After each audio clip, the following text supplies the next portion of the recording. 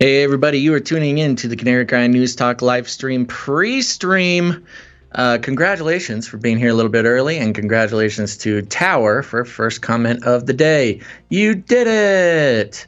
Now, I've got a little different little intro section for you, a little pre-stream. I've got a personal favor for those who are over on Twitch. And if you're on YouTube, consider going over to Twitch if you think you might be able to help me out with this. Twitch has a feature that allows you to clip a video as you are watching it. And they make it pretty easy. You know, if you're semi tech literate, you will be able to do this very easily. And if you follow us on social, you'll notice I put out a few clips today, and I did that via the Twitch system.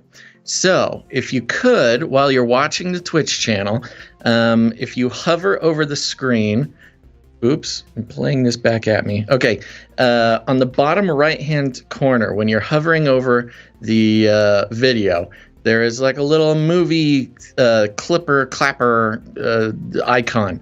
That, if you click on that, will allow you to make some clips of the video. So I think when you hit the button, it shows you like, I don't know, a minute or two on either side of where you are currently at.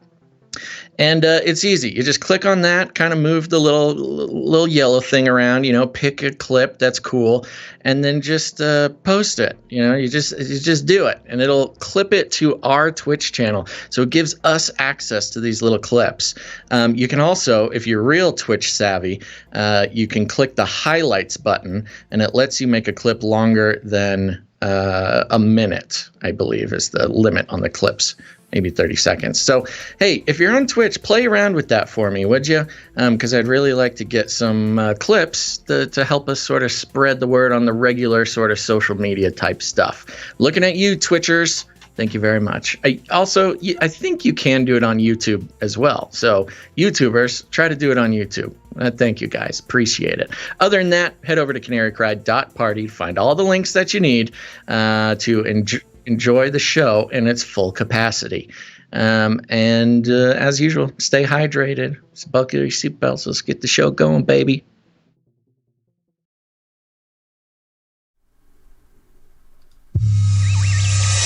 The world is getting crazier. People are acting more and more insane. The end of the world is tomorrow. Tomorrow. There's only one thing to do when the world is falling apart. Listen to Basil and Gonz as they discuss this week's news and events through the lens of Bible prophecy. You are listening to Canary Cry News Talk. You're listening to Canary Cry News Talk. Today is November 10th, 2021. This is episode 409, and today it's Klaus's Cage. That's right, razzle dazzle. I'm your best buddy, Basil. And this is Gonz, your favorite Asian provocateur for Christ. Welcome to the podcast where we bring you the best news, which is the gospel message of Jesus Christ, while reporting the egregious with a well-rounded, biblically grounded take on world events. Almost made it through there. We're super blessed to be kind of like social commentators of our day. Been looking at a lot of stuff for a while. To a certain niche, yes. We have... we've been trying to garner like-minded people out there, especially Christians who look at the world in this particular critical thinking, but also pretty wild and fringy type of ways, I guess. Indeed. And we've never claimed to be prophets. We've never claimed any hard authorities on anything. And we're certainly not Satanists. I will just outright say we are not part of the Church of Satan, right, Basil? That's true. We can say that with confidence. With confidence. Yeah. And with utter conviction. And I don't think I've ever had a broadcast show on satellite radio, but we do have this podcast here, and that's fun. But rumors abound. Rumors abound. And, the blaming of Satanism happens all over the place. That's true. The news here from Politifact, just to kick us off. The headline here: the deaths at the Astroworld Festival were part of a satanic ritual. Fact check by Politifact. Oh. Yeah. Wow. And then They say here, the Houston Chronicle's coverage does not mention the devil, but an unfounded conspiracy theory is spreading online that says the deaths that night were part of a satanic ritual. Quote, the concert last night was a straight-up satanic ritual, and Scott didn't even stop playing as people were dying and chaos broke out, one Facebook post claimed. And another one here. 8 people were killed at Travis Scott Astroworld satanic concert. Politifact says it has no credible basis because the Houston Chronicle didn't mention the devil or Satan in their report. Yeah, well, we love our Politifact fact checks around here. We take them right at their word because they have our best interests in mind. And if Politifact says it wasn't a satanic ritual, then they got us convinced, Gonz. What are you trying to? You trying to question the mainstream corporate news narrative about secret occult rituals happening in broad daylight that can be recognized with any human being with 2 eyes and just a nominal understanding of sort of the occult workings and symbology? Yeah, well, they're not really thinking like that. This is a little crazy people think. They rate the posts, which are Facebook posts, by the way. This isn't like, they're not debunking some mainstream thing. They're debunking Facebook posts. They rate it pants on fire. So there you go. Yeah, good job, Politifact. That is hilarious. Yeah. That is so funny. What else was I going to add to that? I think it's funny that it's debunking Facebook posts again. Politifact is like, they're what are they? They're the offshoot of Politico, right? Politifact, or are they a separate entity? Because Politico is basically like a trade magazine for Washington, D.C. Right. And so for Politifact to just sort of be focusing on things like that is in itself a funny piece of messaging to Washington, D.C. Yeah. Like, don't worry, lizard people, we got your back. We're not going to let Deborah over on Facebook give away your secrets. Yeah, it's the Poynter Institute.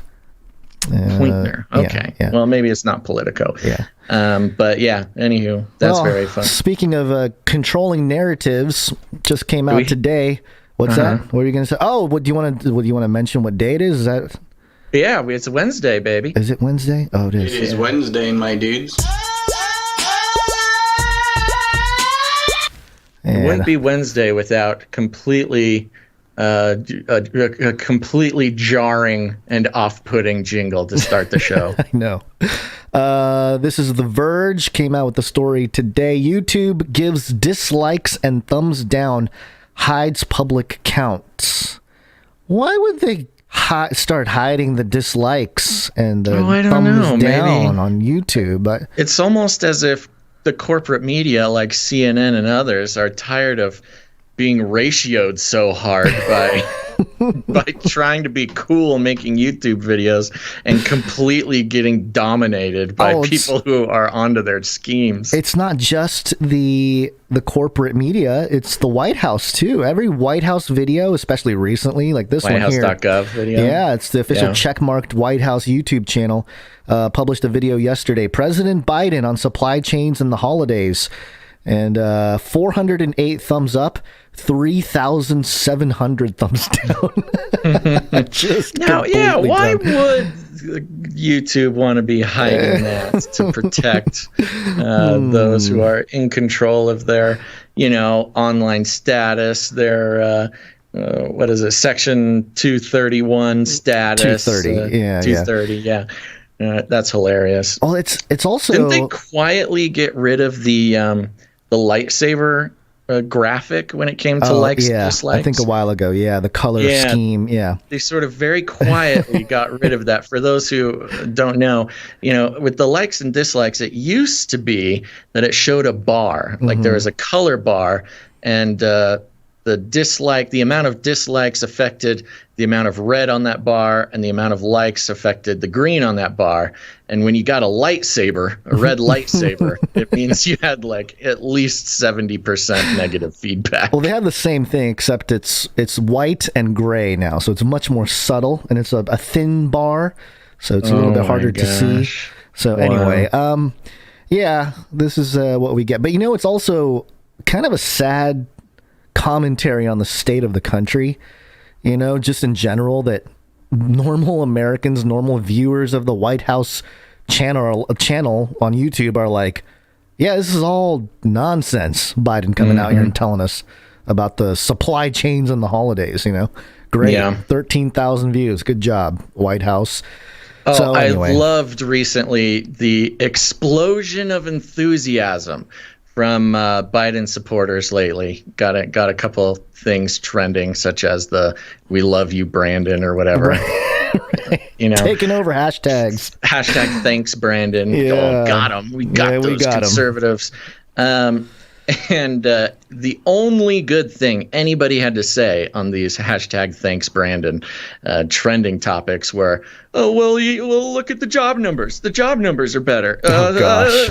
And it's like, yeah, wow.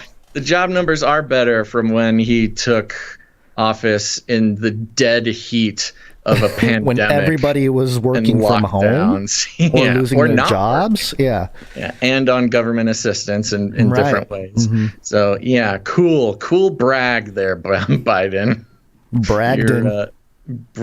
Good one. Bragdon.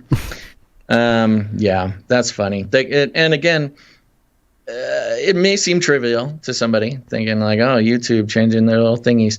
It's social engineering, very effective social engineering. Mm-hmm. The UI, the user interface of these big sort of monolithic social engines like YouTube, not just social medias, but social engines. They are just the perfect place to subtly change the way you think about the world by just changing little things on their site, just like that. Yeah.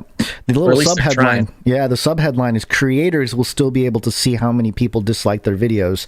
So the analytics will still be there for the creators to see, which is, it's just more data, more analytics on how you can improve your content without having the public necessarily be able to see everything. Without being embarrassed. Yeah, is what it is. They're tired of being embarrassed. The Biden administration and others the corporate are just tired of being embarrassed by being completely shunned on by the public on social media. The biggest video platform in the world, YouTube. Mm-hmm. Yeah. Speaking of which, are we doing that little our own fact check? Which one? What are you talking about? The one on our, our new fan, who's talking about us. Which one? I'm confused. What are you talking about? How are you confused about this? We literally were just talking about this before the show. The video, the clip that you took about us. Are we doing that or no? Nah. We don't have to. Okay. I feel like the reference was made for anybody that is curious about it. Other than that, it's more fun to ignore them, honestly. To be 100% honest, it's going to bug them so bad if we ignore them. Yeah. All right, let's do that. Well, in that case, you know who we can't ignore, Gonz? That's Flippy. Oh, we're such shills. Flippy update. Do you want fries with that? Okie dokie, folks. A little update on Flippy. Again, a bit of a Flippy proper update. This is coming from the Mainichi.jp. It's a Japanese outlet. Mainichi means every day. Ooh, Mainichi. Japan's national daily since 1922. There we go. Centennial. Legacy media for the Mainichi. The headline reads like this. Future of fries? Fukushima prefers burger outlet to... Wait, what? What is pref? What? What is pref? Pref? Prefers? Is it? Okay. I don't know. Here we go. Future of fries? Fukushima pref... Oh, no. Prefecture. Sorry. No. Fukushima prefecture. Yeah. Okay. Like, wow. What are you looking Third at? time's a charm, folks. Here we go. Future of fries. Fukushima Prefecture burger outlet tests robot that serves them up piping hot. Uh-oh. Watch out, American Flippy. Japanese Flippy is coming for you. What would the Flippy... What would be a good Japanese name for Flippy? Well, if you just take the English and turn it into Japanese, it's Flippy. Flippy. Oh, I liked it. Okay, Flippy versus Flippy.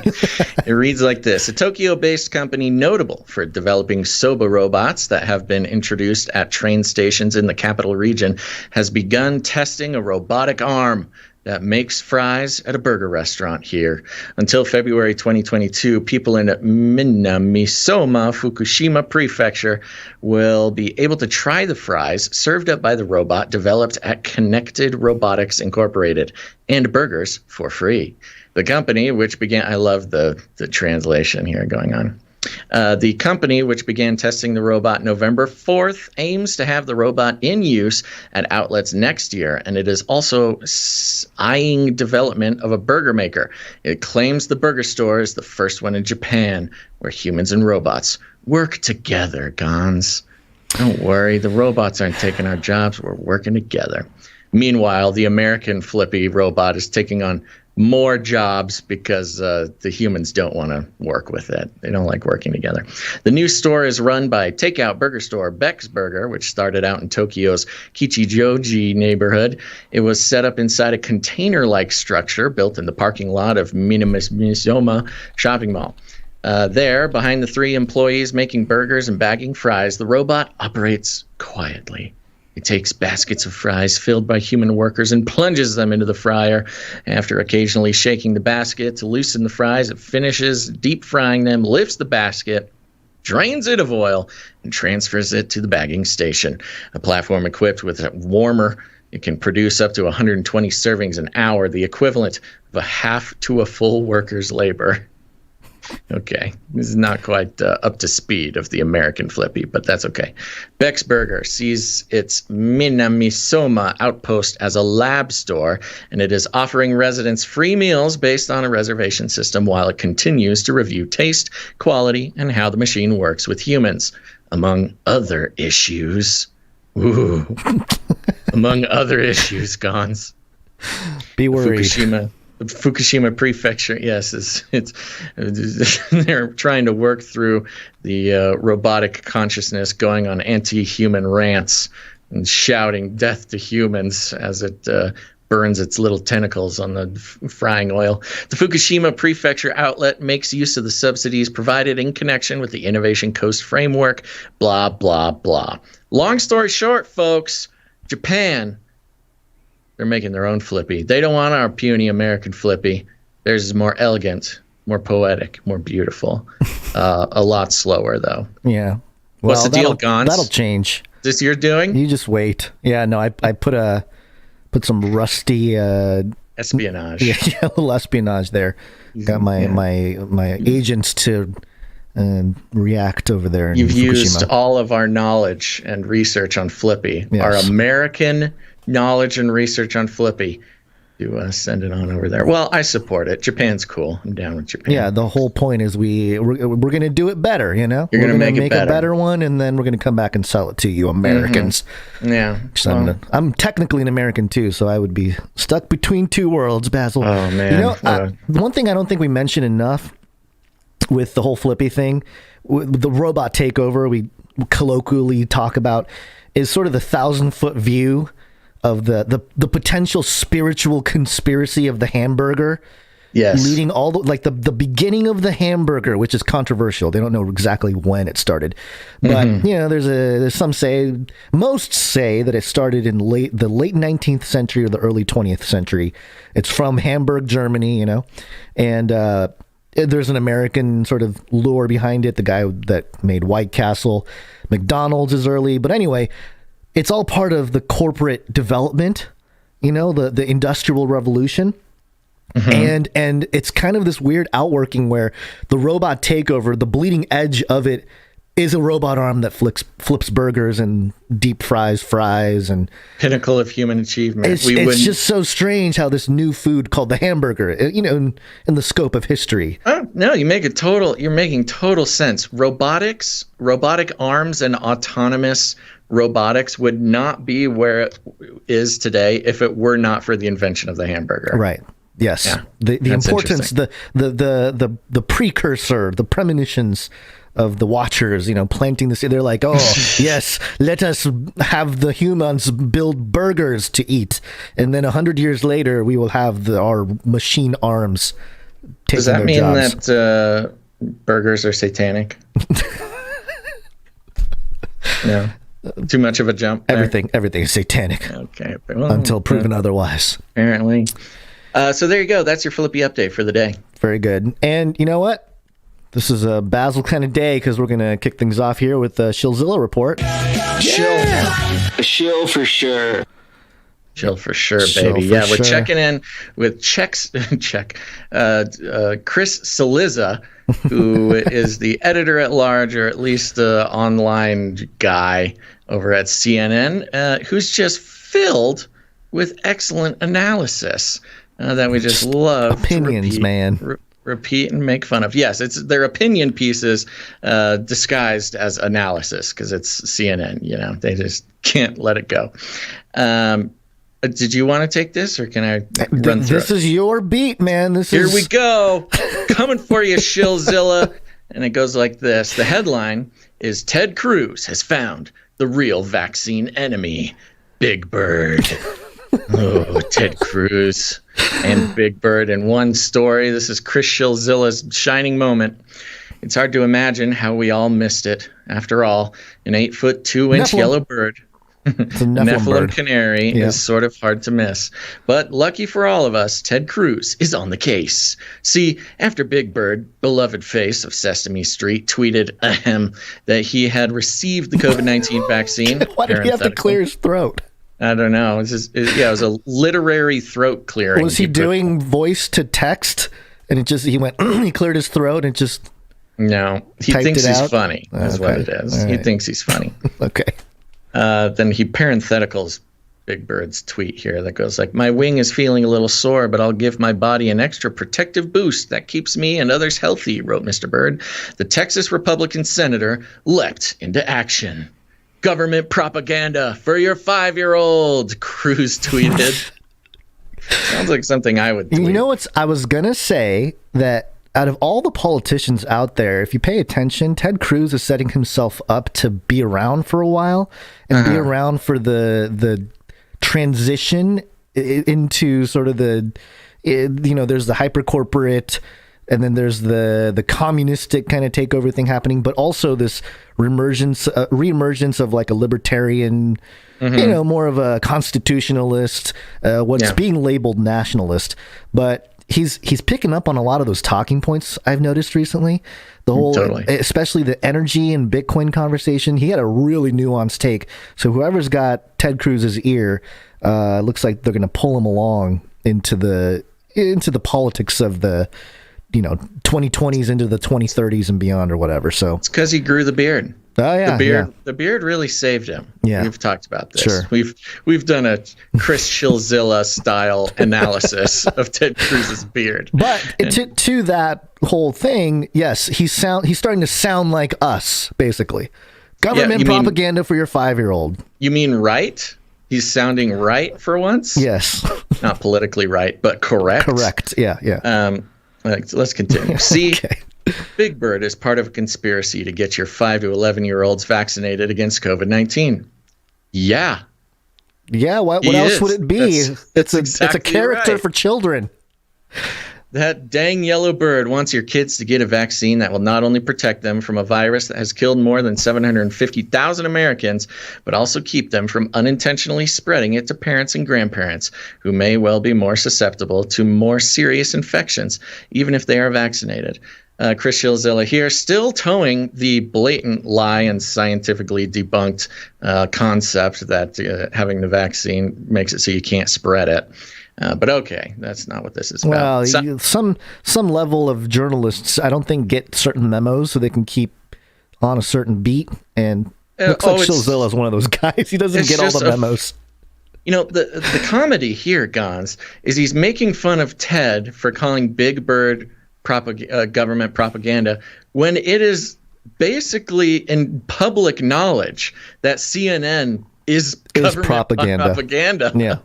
So he's, projecting this fear of being caught in propaganda onto Big Bird. Here's a sidebar from SHILLZILLA. Before you tell me that kids don't really get sick from COVID-19, do your research. According to the Peterson Kaiser Family Foundation Health System Tracker, COVID was the 6th leading cause of death amongst kids aged 5 to 14 in September. Same was true in August. Okay, well, somebody sent him the CDC data that shows like what was it? 600 children have. What was that, the hospitalization rate or the death rate? I don't remember. It's very low. I mean, yes, we don't want anybody dying from anything, but of course, especially labeling it COVID is suspect to begin with, let alone the numbers being under 1,000. Chris continues. This is, in a word, dumb. The idea that Big Bird is some sort of deep state propagandist is roughly as credible as the notion that Ted Cruz is the Zodiac killer. Chris, you don't want to be making these comparisons, Chris, because Ted Cruz may very well be the Zodiac killer. We don't know. That's the part of the whole thing. Or that Ted Cruz's father was involved in the assassination of John F. Kennedy. I like how those are both hyperlinks to the Vox article and another CNN article. Again, CNN and Chris SHILLZILLA in particular, which I've pointed out in recent episodes, is a conspiracy theorist. Yeah. And so what he's trying to say here is that, this Big Bird propaganda thing is roughly as credible as the notion that, and then he throws out some conspiracies, some left-wing conspiracies, and links them. So he's, he can get away from sauces. You can get away with being like, oh, I don't, I think that's silly. But also, here's the links, and you should definitely go read this and internalize it and change your ideas about Ted Cruz. Yeah. SHILLZILLA is a known conspiracy theorist. Taking on Big Bird, I can't believe I just wrote that, is pure virtue signaling by Cruz. Rather than... he's not quite wrong there. Rather than take Big Bird's tweet on vaccination at face value, it was done in conjunction with a CNN Saturday morning town hall dedicated to answering parents' and kids' questions about the vaccine. Cruz decided that it offered him an opportunity to score points with the Trumpist wing of the party. There it is. Yes, of course. If you're vax hesitant, you're a Trump supporter. Even if you're 46% of anti-vaccination people who identify as Democrat, you're still a Trump supporter, apparently, according to Chris. That he desperately needs for his future national ambitions. So Chris, as always, is able to tie whatever he's talking about directly to Trump's attempts in 2024, because that's where CNN makes their money, is charging up the left to be afraid of Trump, and that's how they keep them tuning in and clicking on advertisements. Now, where was I going here? Let me go back just a second. Rather than taking Big Bird's tweet on vaccination at face value. I thought this was hilarious. I was going to mention taking a character's tweet at face value. Yes, and at face value, at best, at its foundation, axiomatically, which means it needs no further information to prove or disprove. Axiomatically, Big Bird pushing the vaccine is advertising pharmaceuticals to children. Mm-hmm. It's not advertising it to parents. You have Big Bird, a beloved character and purveyor of mind control of children, is advertising gene therapy, vaccination, mRNA pharmaceuticals to children. What other pharmaceutical is advertised directly to children? I mean, Big Bird really is, to go on my own Ted Cruz-like rant about the Big Bird thing, Big Bird is walking a very fine line of perhaps, if not propaganda, at least the legal limits of advertising pharmaceuticals to minors and children. So, at its very basis, conspiracy theories aside, Big Bird is advertising pharmaceuticals to children. Well, there is an inherent problem with that. Big Pharma and Big Bird. That's Match made in hell. That's right. Two heads of the same chimera. Okay, let's keep going. Almost on cue, Donald Trump's son, Eric, picked up on the Big Bird tweet because, of course, he did. Yes, we all did, Chris. Stop. While Cruz is just not some secret thing that Donald Trump and Ted Cruz are postulating about. Well, Cruz is just posturing. Oh, he's just posturing for a political gain here. He's also wrong on the merits of his opposition to vaccines, summarized in another tweet over the weekend as the right to make your own medical choices. The right to make your own medical choices, in the opinion of expert analyzer Chris SHILLZILLA, the right to make your own medical choices is wrong-merited opposition to vaccine. Wrong-merited opposition. Oh, the very idea that you could choose the medicine that you take and not have it dictated to you, according to CNN's Chris SHILLZILLA, is wrong-merited opposition. Wow. Okay. This guy, you better hope that people don't start waking up to this, or else CNN's in trouble. Okay, I'll go through here. See, here's the thing, Chris says in a folksy tone. So here's the thing. COVID-19 is an infectious disease, which means that when you make a decision not to get vaccinated, it's not just about you and your own medical choices. It's about all of us. It's about giving the virus more chances to mutate in ways that produce the Delta variant. Okay, completely ignoring the fact that vaccinating too big of a population too early in a pandemic is the exact thing that motivates the mutation of the disease. But okay, Chris is not worried about science here. That's not his thing. He's an opinion writer. So let's continue. It's about unnecessarily endangering those who may not be able to receive the vaccine because they are immunocompromised. It's about protecting older people who have been vaccinated but are still potentially vulnerable to breakthrough infections. So no, Ted, this isn't about government propaganda for your 5-year-old. It's about using every tool at our disposal, including an 8-foot tall bird, to remind people that we are all in this together and that we have a shared responsibility to protect the most vulnerable among us. Simple. Chris. He ends the article with simple. Like this is his drop the mic moment. Let me ramble at you about conspiracy theories about Ted Cruz' dad killing JFK and also being infamous Zodiac killer. Let me also ramble about you some non-scientific talking points that I've been told by my lizard overlords. Let me create more conspiracy theories about Donald Trump using Big Bird to become president in 2024. And also tell you that making your own medical decisions is an abomination to our Lord and Savior Joseph Biden. And end with, it's simple, folks. Just come on. Thank you, Chris.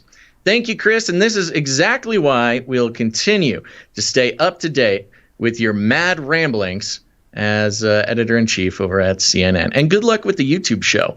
You know, I hear, Chris, listen to me.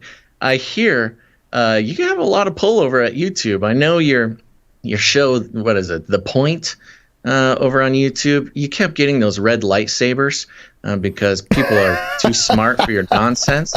So Susan Wojcicki went ahead and got rid of the whole dislike button altogether so you can stop being embarrassed about your petulant tantrums. Wow. And that's it. Harsh words. He will take he knows it's true. We're just ribbing each other. You know, Gonz, me and Chris are best buds. So, you know, we just like to make fun of each other once in a while. Well, all Illuminati shills band together, you know. Yeah, we got to stick together, Chris. Speaking of the whole vaccine and COVID, let's get into some stuff here. It's Corona time. COVID-19, COVID-19, COVID-19, COVID-19. Yes. COVID-19, COVID-19, coronavirus. Vaccine, number one way. All right, so there's a clip that got around with Dr. Bill Cassidy, the U.S. Senator for Louisiana, grilling Rochelle. Where's my Rochelle button? Yeah, I thought I had that button out. I had that queued up here, but well, I'll find it. Oh, here it is. Get out of my face, Rochelle. Very apropos. Mm-hmm. Get out of my face, Get out of Rochelle. my face. Here we go. What percent of CDC employees are vaccinated? We're actively encouraging vaccination in all of our employees and doing a lot of education and outreach in order to get our agency fully vaccinated. But the percent? I don't have that for you today. I'm told that 75 to some north of 75% of CDC employees at headquarters are still working remotely. Is that correct? We are following regulations through HHS and the federal government. No, that's not my question.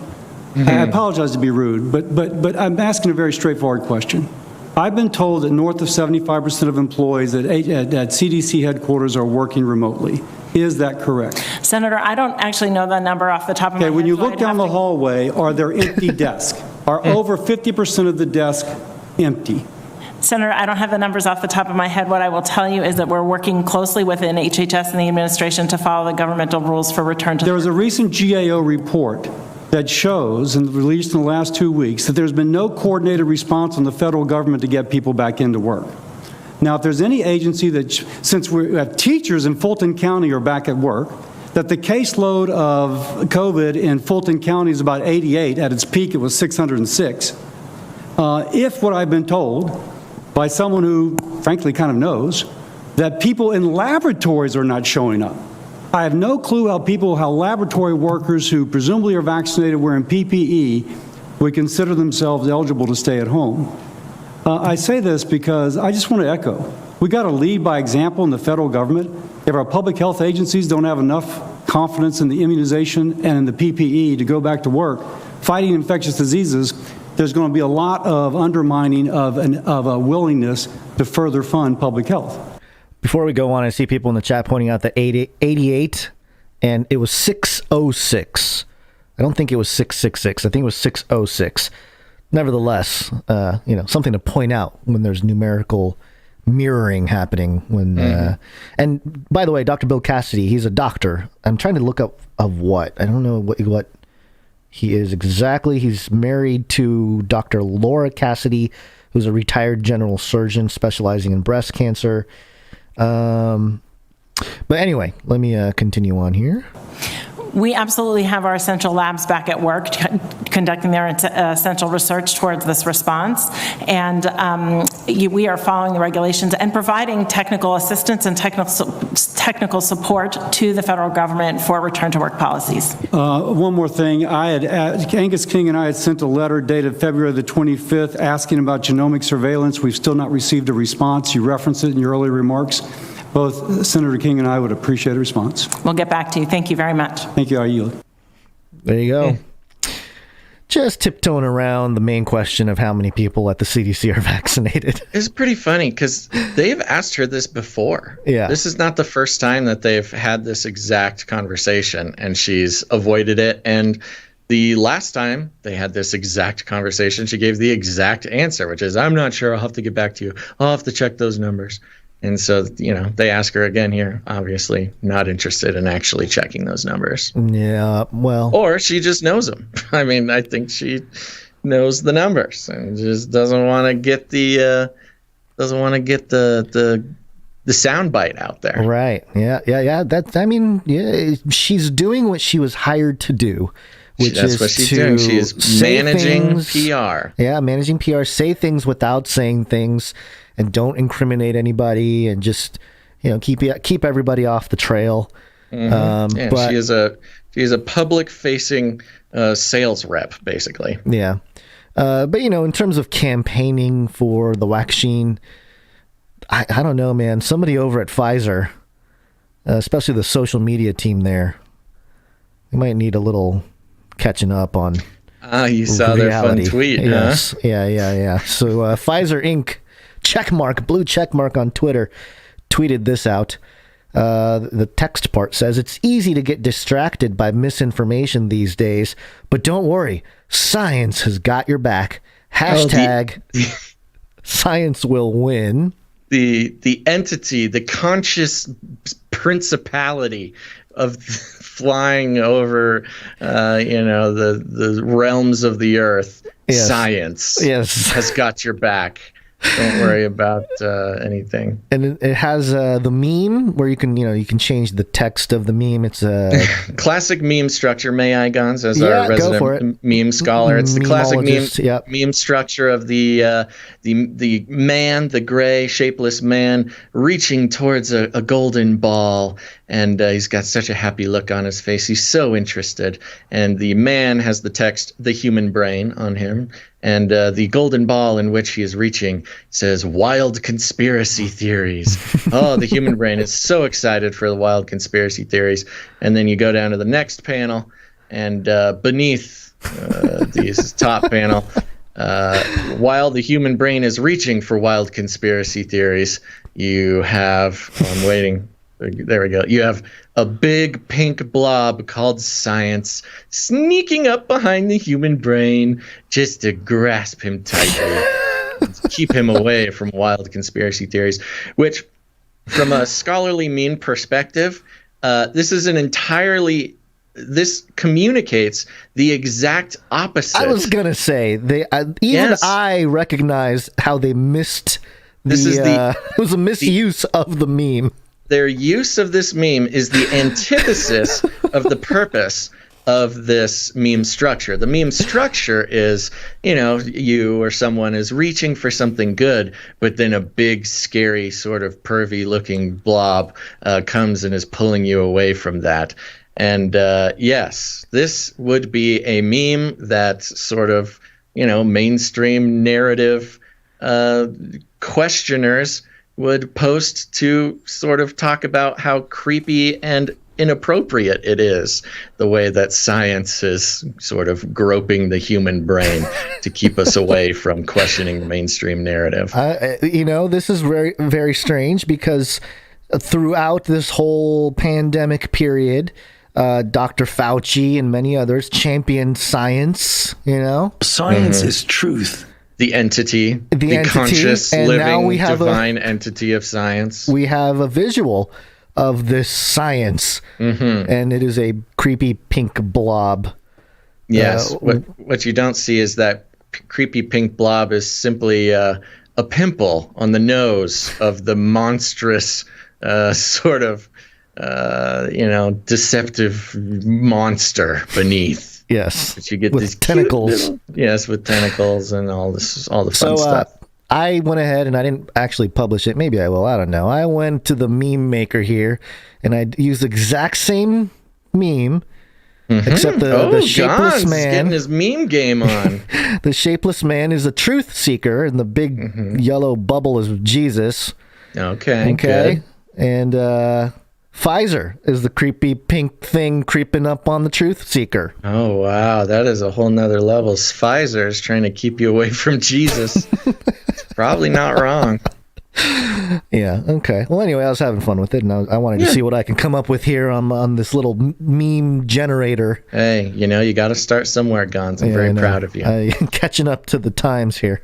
Speaking of very proud of you, Gonz, before we move on, I'm looking at our list of clips that are being developed by our Twitch users, and I want to thank you guys, and you did it. You're doing it. And for those who missed the pre-show announcement, if you are watching live on Twitch, those of you who follow us on social media, you may have seen that I've been trying to clip pieces of the show just to get out there and so you guys can kind of share them and people can find the show and also find, hear funny jokes or truth or whatever we talk about on the show.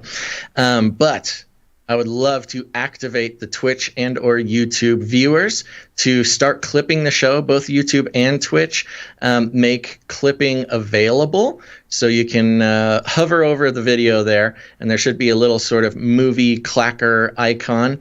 If you click on that, it'll let you clip pieces of the show as they're happening. You'll click on that, and then it'll kind of give you a couple minutes, recent minutes of the video, and you just move around the little chooser box, and you can choose clips, and that will send it to us. And I would really appreciate, I'm calling specifically to the Twitch users, but YouTubers, if you can do it too. If you have just the modest amount of technical know-how, you can make these clips for us when something funny happens or a good rant or whatever, just a good story. Please clip it, and that'll make it easier and available for us to share on social media. It's super helpful. This is a very, very important call out to the producers. If you guys could do this on this show and every subsequent episode. So thank you for those who have done that.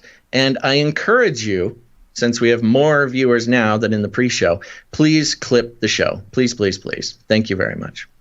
All right, let's move on to the next thing. Okay, so this is from the Telegraph, and the headline here, Mind the Jab Trap, the 5 rules that don't make sense for anyone. And it's interesting because we're starting to see the mainstream media point out some... It's almost like the discrepancy between objective approach or, even just I don't know, I was going to say conservative, but not even conservative, just like a normal scientific approach that a lot of people within the health industry and the medical industry have been used to, having changed some of that or whatever. And, people are noticing it, but I thought it was interesting that this was published on the Telegraph. And it says here, the rollout of the UK's first vaccine program unfolded with impressive speed. Hundreds of thousands queued each weekend at mass vaccination centers and cathedrals and football stadiums. Selfies were taken and stickers handed out. As of last week, almost 46 million in the UK have received both doses of a COVID-19 jab. But now, almost a year since the UK became the first country in the world to approve a clinically tested COVID jab, cracks are starting to show. Throughout 2021, the UK has introduced a complex patchwork of vaccine requirements governing everything from whether or not you can enter a pub, theater, or sports match to whether or not you can fly away on holiday. Rules differ depending on your age, job, and where you live. It's created no end of confusion. Even some experts admit they are struggling to keep up. And, we have this approach on the show of pointing out the problem, reaction, solution type of thing. This is that. They have created a problem which causes the people to want a certain type of solution. And that is, it's hidden in here in this article. So let me just quickly run through some of this. So first off, the divided family. Currently, any teenager in the UK aged between 12 and 17 is eligible for a COVID jab, but healthy teenagers can only receive 1 dose, not 2. Okay. Unfortunately, 1 dose is not enough for entry into countries like Canada, Germany, the Netherlands, Thailand, and Malta, all of which require children over 12 to be double jabbed if they want to avoid quarantine. Yeah, so why? And it goes on to talk a little bit more about how that doesn't make any sense. Wraps up the little section here. This issue does not apply to teenagers with underlying health conditions who are eligible for both vaccine doses. So, it's interesting. A straight up discriminatory thing for the healthy young 12 to 17. It's like, get the shot.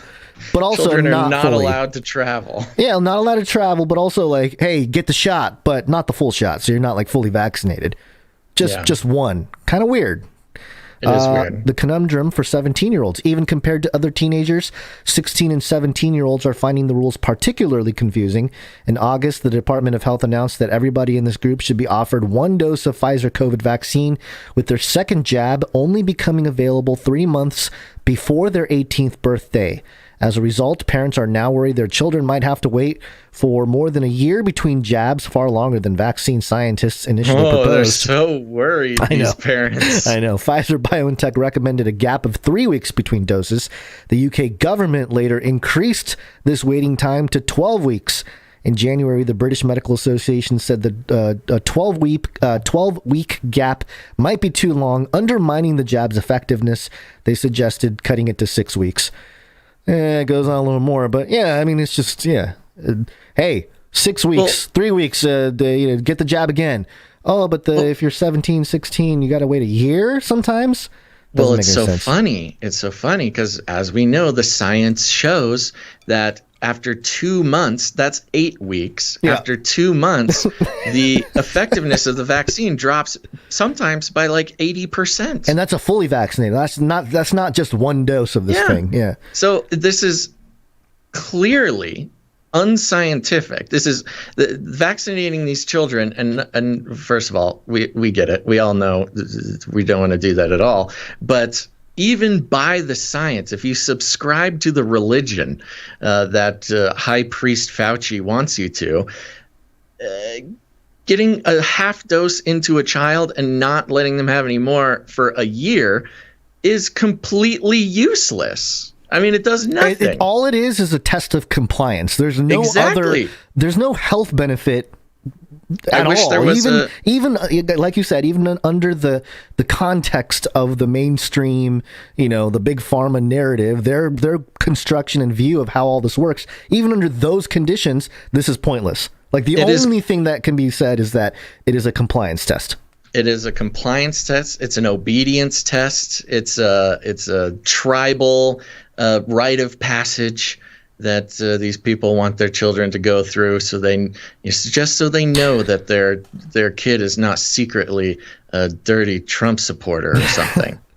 This gets kind of wild too. Some countries, including popular ski destinations, Switzerland and Austria, now say that incoming travelers must have received a third COVID vaccine within 12 months of their second jab. Otherwise, you will essentially be considered as unvaccinated and will have to pay for a private COVID test to secure entry. These tests can be famously difficult to arrange in a short window before your flight. Yeah, they're just completely taking control of the entire industry, the travel industry and everything else. Yeah, and I hate to say it, but we told you so. Yeah.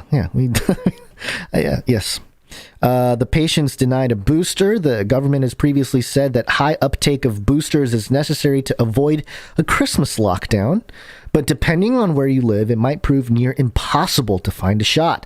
Some patients report spending hours on the phone to their GP or NHS booking service. Others say they are directed over the phone to walk-in centers, only to turn up and find out that no such service exists. What is going on? Like, come on, that is ridiculous. The teenage vaccine issue also affects holidays, and then there's a part here at the end. Quote, clearly what's emerged is a more complex picture for families with children because of a myriad of rules globally from governments, how often children are vaccinated or at what age, says Charles. Charles is sorry, I lost track of, well, anyway, it's this person being quoted here. Where did it go? He continues, quote, the travel sector would like to see alignment by governments around how children are treated. Alignment by Isn't government. That the perfect way to describe it. And using children as the bait. That's the part that's really sick to me, is like using children as bait, using children and then the health issue.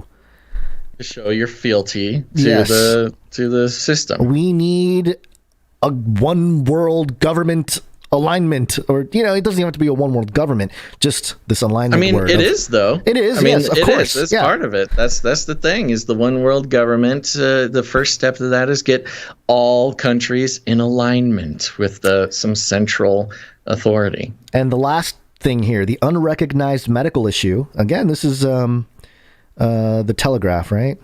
Sorry, I got the thing here. Yeah, the Telegraph. Okay. So, last thing here. The medical issues that pop up. Some patients have medical reasons barring them from getting vaccinated. Isabella Turner, a public relations consultant, suffered an allergic reaction to her first COVID jab in June. Her lips swelled and her face became itchy. She was told she could not have her second dose until she underwent special allergy tests, but she's been sitting on a waiting list for those tests since August. In the meantime, she cannot download a COVID passport on the NHS app. Quote, nothing has been communicated to me about being able to download it, so I presume I can't, she says. I might still be able to have the jab, so technically I won't be medically exempt. She's unable to book holidays, and attending the theater has become more difficult. It's a long process, frustrating at times because I felt like I was the only person for this to happen to, but I completely understand that the NHS wants to make sure that I'm okay. Oh, is there any more of a... want to make sure that I'm okay. Wow. They just care. They care about me so much. Even though she had a horrible reaction... They love me like a daughter. It's crazy to me that they would point out the issue, right? Like this is like anti-vax stuff here, data points. You know, hey, this person had a violent reaction to the vaccine, and she still wants it. She still she's being barred from society because of it, but it's okay because they just want my best interest, almost like showing what's best for me. Yeah, that's why Daddy locks me in a closet and doesn't let me out, and says that I'm filthy and bad for other people, and that I'm wrong for being allergic to some medicine they forced on me. It's the ultimate, but I love Daddy so much. I don't care if he locks me in the basement. It's the Stockholm syndrome. Totally. Just right out in the open. Is exactly what it is. So anyway, fascinating. This is how they're dealing with some of the data points of just inconsistency, illogical, unscientific, whatever, all the crazy, stuff going on all around the world, really, but with the UK specifically, Telegraph kind of touching on it, but also being very careful about how they analyze it and even providing the view of maybe how you're supposed to act.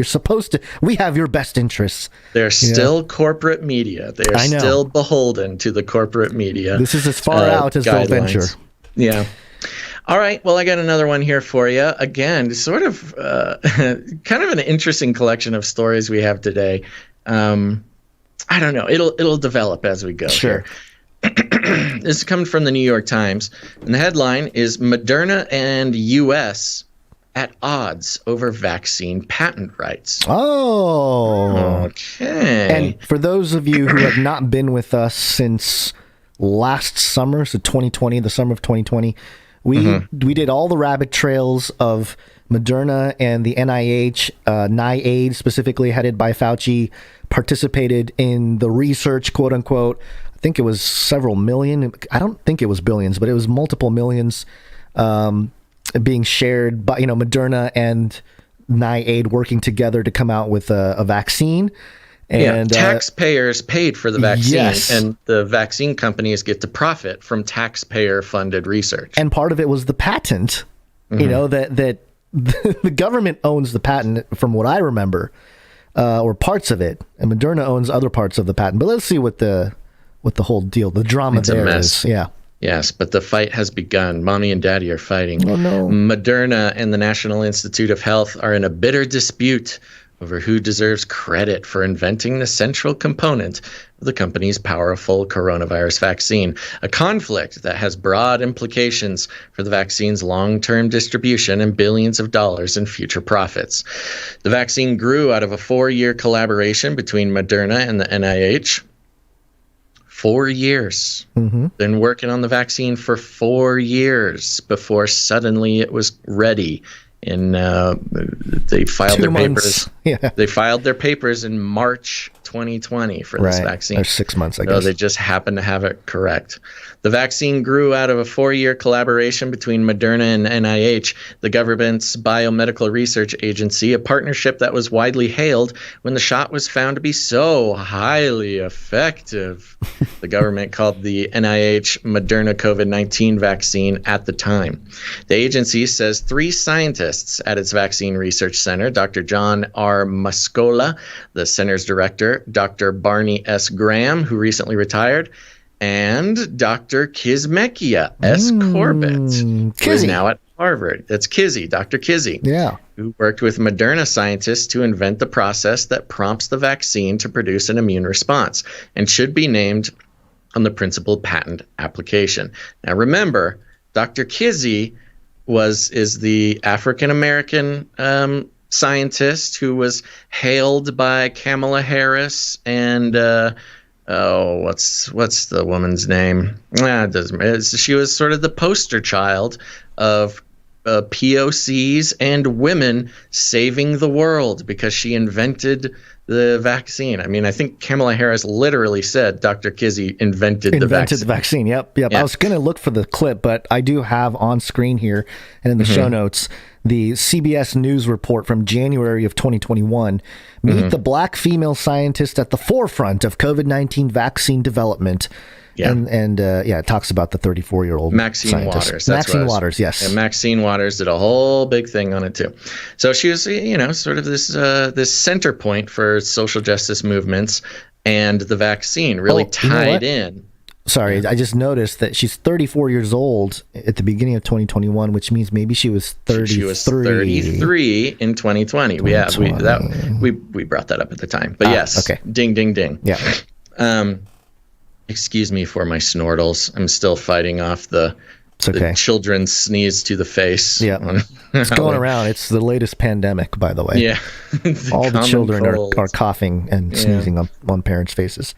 Moderna disagrees. Really? By the way, yes, we're talking about who invented the vaccine. Well, Moderna disagrees. In a July filing with the United States Patent and Trademark Office, the company said it had reached the good faith determination that these individuals did not co-invent the component in question. Its application for the patent, which has not been yet issued, names several of its own employees as the sole inventors. Moderna. Moderna's going to get canceled if they're disagreeing about the POC woman of color who invented the vaccine. Moderna's, it's convenient. It's convenient for these companies to be all social justice-y as long as it doesn't cost them any money. Well, it also depends on who Moderna listed as their inventors. Maybe they have their own POC person for social media or social justice points. Yeah, that'll be interesting. We'll have to see. Yes, if they don't have two women of color as the inventors, then they're going to have a hard time getting points with the social justice crowd. The NIH had been in talks with Moderna for more than a year to try to resolve the dispute. The company's July filing caught the agency by surprise, according to a government official familiar with the matter. It is unclear when the patent office will act, but its role is simply to determine whether a patent is warranted. If the two sides do not come to terms by the time a patent is issued, the government will have to decide whether to go to court. A battle that could be costly and messy. What a delectable idea, Gonz. Moderna and the NIH suing one another over the patent for this vaccine. At the same hilarious? time that Bill Gates is refusing to let other countries manufacture it. One of the things we highlighted when we went down these rabbit trails last summer was that the big thing was, hey, we're going to make some of the data for the vaccines open source. I don't know if they use the phrase open source, but there was a certain thing with the patents, at least at the time, because I think it had been filed. So maybe they each filed on their own or something, and then they found, I don't know. But the whole thing that was out there was, hey, we're releasing the info so that any country that has their labs or whatever, they can start developing their own mRNA vaccines. And so we're not going to create some kind of monopoly around the technology. And then like less than a year later, they're like, we own the rights and it's mine. It's like fighting over it. Yeah. I just think it's funny how, the politics of the corporate versus government stuff come into play. But anyway, go on. We are seeing the transformation from delightful hobbit into Gollum, protecting the precious in the dark caves. Yes. The dispute is about much more than scientific accolades or ego. If the three agency scientists are named on the patent along with the Moderna employees, the federal government could have more of a say in which companies manufacture the vaccine. Oh, the beast machine, yeah. Which in turn could influence which countries get access. It would also secure a nearly unfettered right to license the technology, which could bring millions into the federal treasury. So you've got Moderna fighting to keep the famous woman of color off the patent, but also fighting to be able to withhold vaccines from the rest of the country who so desperately need it, according to the corporate media. The fight comes amid mounting frustration in the U.S. government and elsewhere with Moderna's limited efforts to get its vaccine to poorer countries. The company, which has not previously brought a product to market, received nearly $10 billion in taxpayer funding to develop the vaccine, test it, and provide doses to the federal government. It has already lined up supply deals worth about $35 billion through the end of 2022. Doctors Mascola, Graham, and Corbett declined to comment, but in statements to the New York Times, the NIH and Moderna confirmed the conflict, which has been simmering for more than a year behind closed doors. You know, I think perhaps Dr. Francis Collins has something to do with this, because he was NIH. He is stepping down, or he did step down. I think we're still unclear on exactly what happened there. But he was the director of the NIH during all that time. So yeah. I wonder if he doesn't want to participate in the battle or something. Totally. And, I mean, we agree. It's his smartest move is to get out as soon as possible. Yeah. I mean, for his own self-interest, he needs to get out of there. Yeah. Now, it goes on and on and on. It's an incredibly long article. You get the gist of it. But there was an interesting part further down, and maybe you have something highlighted, Gonz. But it says here, Moderna has pledged not to enforce its COVID vaccine patents during the pandemic. There you go. So we want it. We'll fight it. We'll fight it to the death. But don't worry, we won't enforce it. But a license from the government would provide additional legal reassurance to manufacturers and allow them to keep producing the vaccine after the pandemic, experts said, which is a little clue from these experts. Yes. Tell us that even after the pandemic is over, these vaccines will be profitable and ubiquitous enough that this is an important legal fight. So as of now, they have no plan to stop, possibly forcing, but at least making these vaccines available, these more or less useless vaccines now, by the way, by their own data. Yeah. So it's just a little clue there. They're not planning. These vaccines aren't going nowhere for a while. Yeah, it says here later that the last week, the advocacy group Public Citizen wrote to Dr. Francis S. Collins, the director of the NIH, urging him, quote, to publicly clarify the role of the NIH in the invention of the vaccine, end quote, and to explain what he intended to do, quote, to ensure the contributions of federal scientists are fully recognized. Ooh, threats. The group has not gotten a response. He's like, let me just write my folk tunes in peace. Yeah. Get out of there, buddy. Get out of there. Yeah. Well, he's fine. He's Vatican property, so he'll be all right. He's protected. He's protected. He doesn't have to do anything. But yeah, there you go. Very interesting. The plot thickens as the giants of big pharma and government tear each other apart, and ignore the needs of the common citizen under the guise that they're doing something for good, fighting the pandemic. Yeah. Okay. Let's see. Oh, what are we doing next? We are doing... Oh, yeah. Okay. Well, yeah. Part of the... Supply crunch. Yeah, supply crunch. Yeah. Reuters.com headline. WHO, which is the World Health Organization, warns of shortage of 1 to 2 billion COVID vaccine syringes. We're going to have to fight the heroin addicts to get all of our syringes. COVID-19 syringes. It's a special syringe? Oh. Yeah, that's interesting. Geneva. It's the ones with the microchips already installed. Yeah. There could be a shortage of 1 to 2 billion syringes needed to administer COVID-19 vaccinations in 2022, which could also impact routine immunizations and undermine needle safety, the World Health Organization warned on Tuesday. Needle safety. Yeah. National health authorities should plan their needs well in advance to avoid the, quote, hoarding, panic buying, and type of situation seen early in the pandemic with the lack of personal protective equipment, WHO expert Lisa Hedman said. Quote, we could have a global shortage of immunization syringes that could in turn lead to serious problems, such as slowing down immunization efforts as well as safety concerns. So, let's see, 6.8 billion COVID-19 vaccinations have been administered globally. Almost, wow. What's the populations? I mean, I know it's just doses, not necessarily number of people, but holy cow! I mean, we're here. We 6 are 6 billion. 6 billion. I do want to say, I think that number includes, was that doses, what, delivered or doses in arms?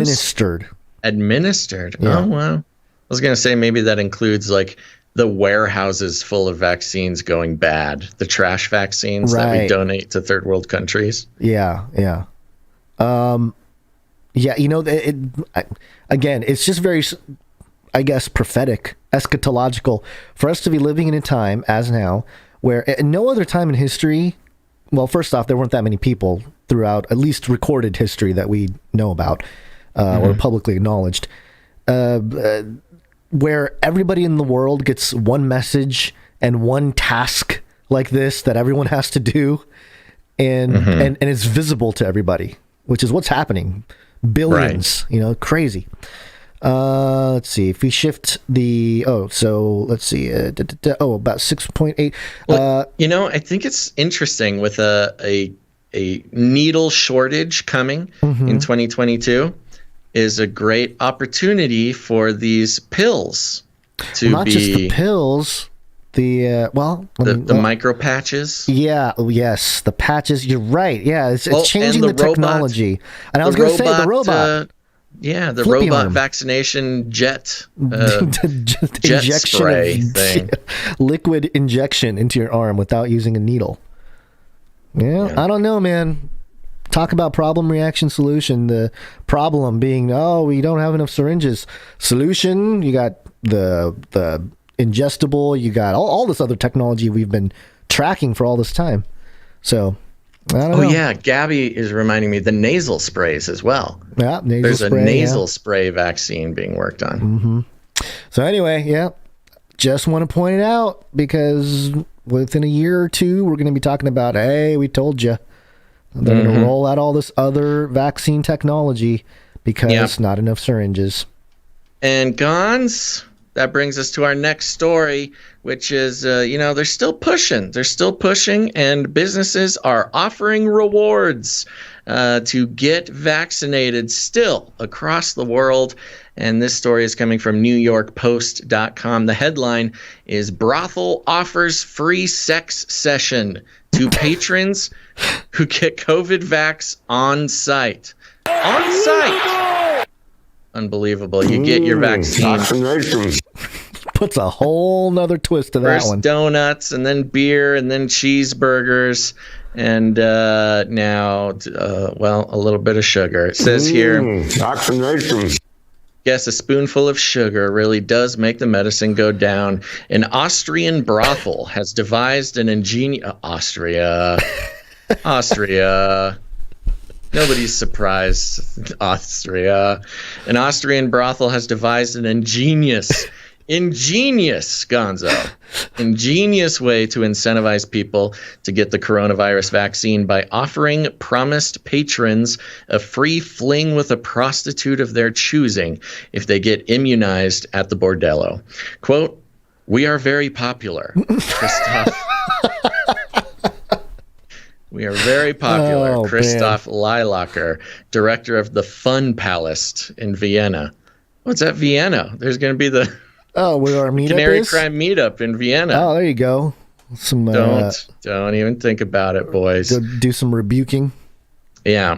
Director of the Fun Palace in Vienna told Reuters of the enticing new initiative, which they created in response to the recent government mandate barring the unvaccinated from restaurants and other indoor areas amid an infection spike last week. So again, just taking note, it's a government mandate that is triggering this trade or vaccination. Ingenious way to incentivize ingenious people. way to incentivize.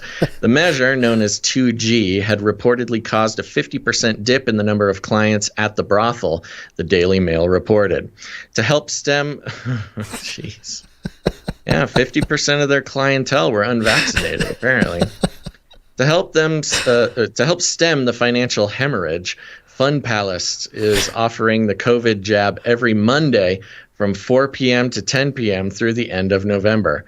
Wow, it's the Monday special, apparently. Best of all, men who get inoculated on site will be gifted a free 30-minute session in the Skin Merchants VIP Club. Ugh, I don't like the sound of that at all. With the lady of their choice. Think of it as a sexy nurse role-playing scenario, but with actual medical care.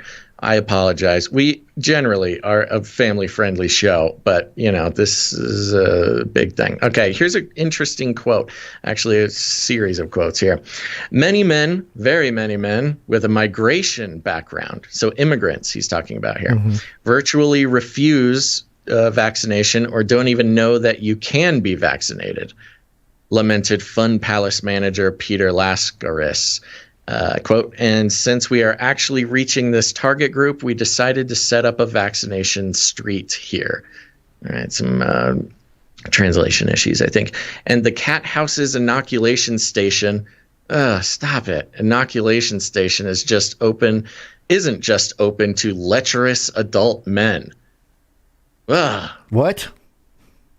Next up, boys as young as 14 are reportedly allowed to access the clinic, provided they have an adult with them, while women are also being encouraged to head to the Fun Palace for a coronavirus shot.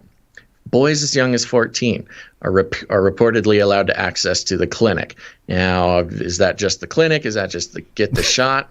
Yeah, because there's a little math problem with the age and then the reward that they are exchanging. I don't know what the legal limits are over there.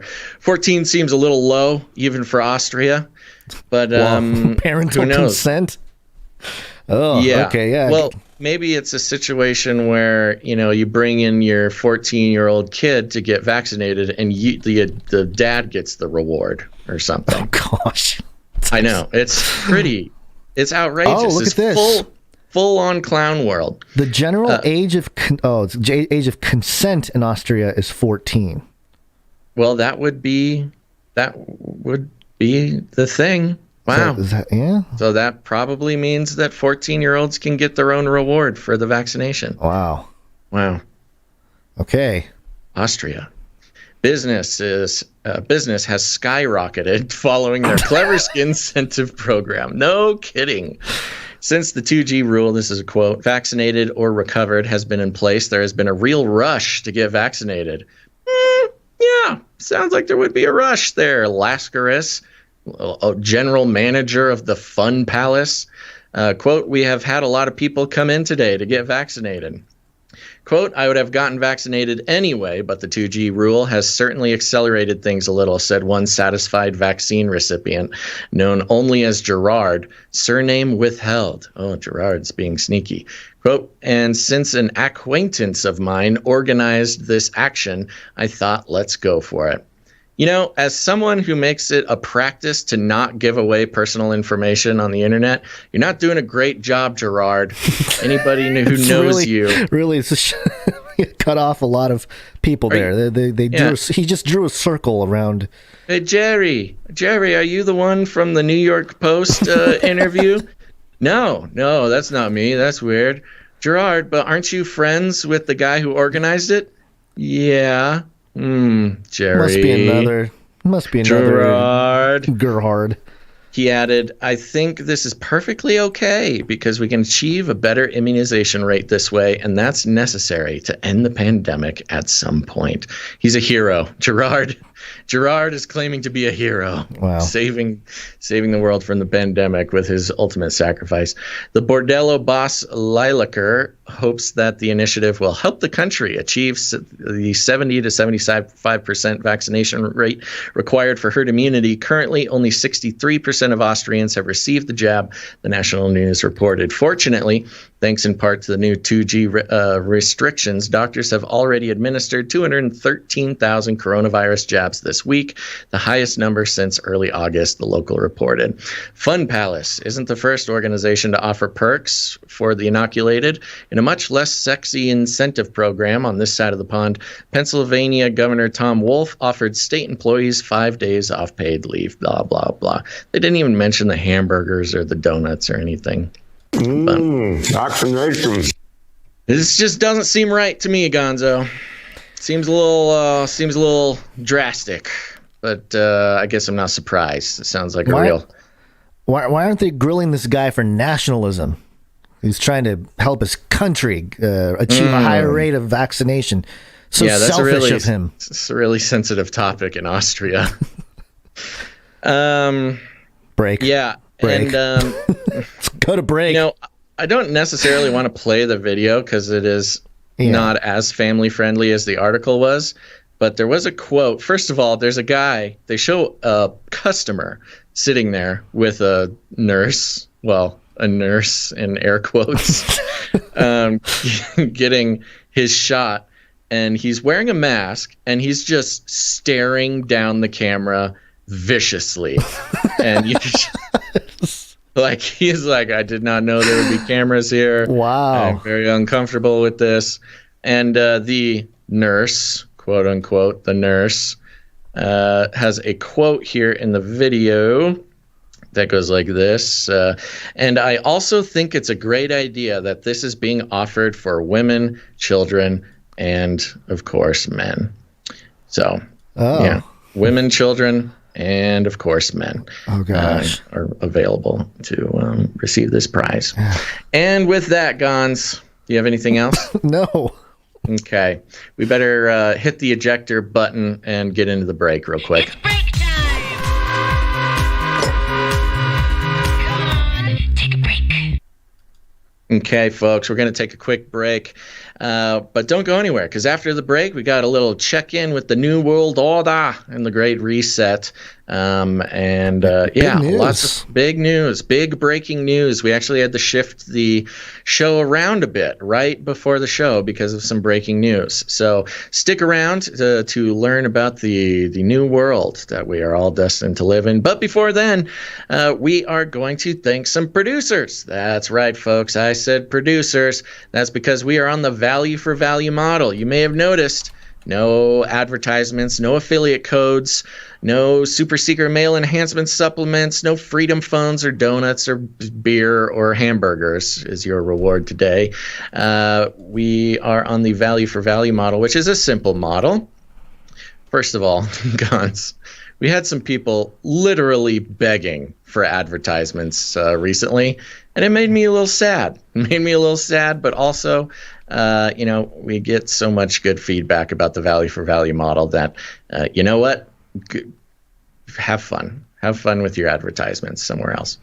But hey, there's always a fast forward button too. No one is forcing anybody. Yeah, but here's the thing. To us. We're on the value for value model, which is simple. We create value. We do it 3 times a week with this show. And if you get any value out of what we do here on the show, you have the opportunity or the responsibility to put some value back in. It's the only way that the system works. And the reason for it is because we take zero corporate money, and we like it that way. Zero corporate money. No YouTube money, no Twitch money, no advertising dollars, no affiliate codes, no nothing, folks. And it's, in our opinion, the only way to truly keep the independent media independent, because corporate money equals corporate influence, which means which does not equal independent media. So it's a different way to do things. It's a weird way to live. But we're so grateful to the producers who come in and support the show. And producers are listeners just like you, dear listener. Listeners who have listened maybe for one episode or 10 episodes or 100 or 400, whatever the case may be. And they've decided that they would be worse off if the show did not exist. And they have taken into account that the work cannot continue without the support of the producers, which, I think it's a trade-off. Hey, if people get tired of the show and they don't want the show to continue, just stop producing. It's that simple. We'll know when our time is up because producers will say no. But that day is not today. In fact, we've got a nice handful of people who have recognized the responsibility that they have to ensure the independent media that they love continues to be produced. Because it really is a responsibility, folks. We've been trained our whole lives to give the responsibility of media production and news delivery and analysis over to the hands of corporate interests. We expect to just have a 30-second commercial that we can skip over or zone out on, and boom, there you go. The show can go on. But it's that attitude and it's that system that has gotten us into the trouble that we are today, where the news is almost entirely controlled by corporate interests and incentives. But not here, and that's because of the producers. And they are producers, because just like the real world, if you pay for a piece of media to be produced, you are a producer. And we have a few ways to do that, Gonz. Are you ready to thank some people? Yep, ready to go here. Okay. Well, first off, we have patreon.com/CCNT. That's patreon.com/CCNT for Canary Cry News Talk. We got a couple new Patreon producers here. Very grateful for that. First of all, we have a new upgrading producer, and that's Producer Tyler. Producer Tyler. Thank you very much, Producer Tyler, for your upgraded support. Hard enough to get new supporters, even harder to get upgrades. Next up, we have a new producer, and that's Producer Caroline F. Thank you, Producer Caroline. Thank you. And that's it for the Patreon today. Thank you very much for that. Now, if you don't like Patreon, that's okay. That's why we have CanaryCry.Radio.com/support. CanaryCry.Radio.com/support.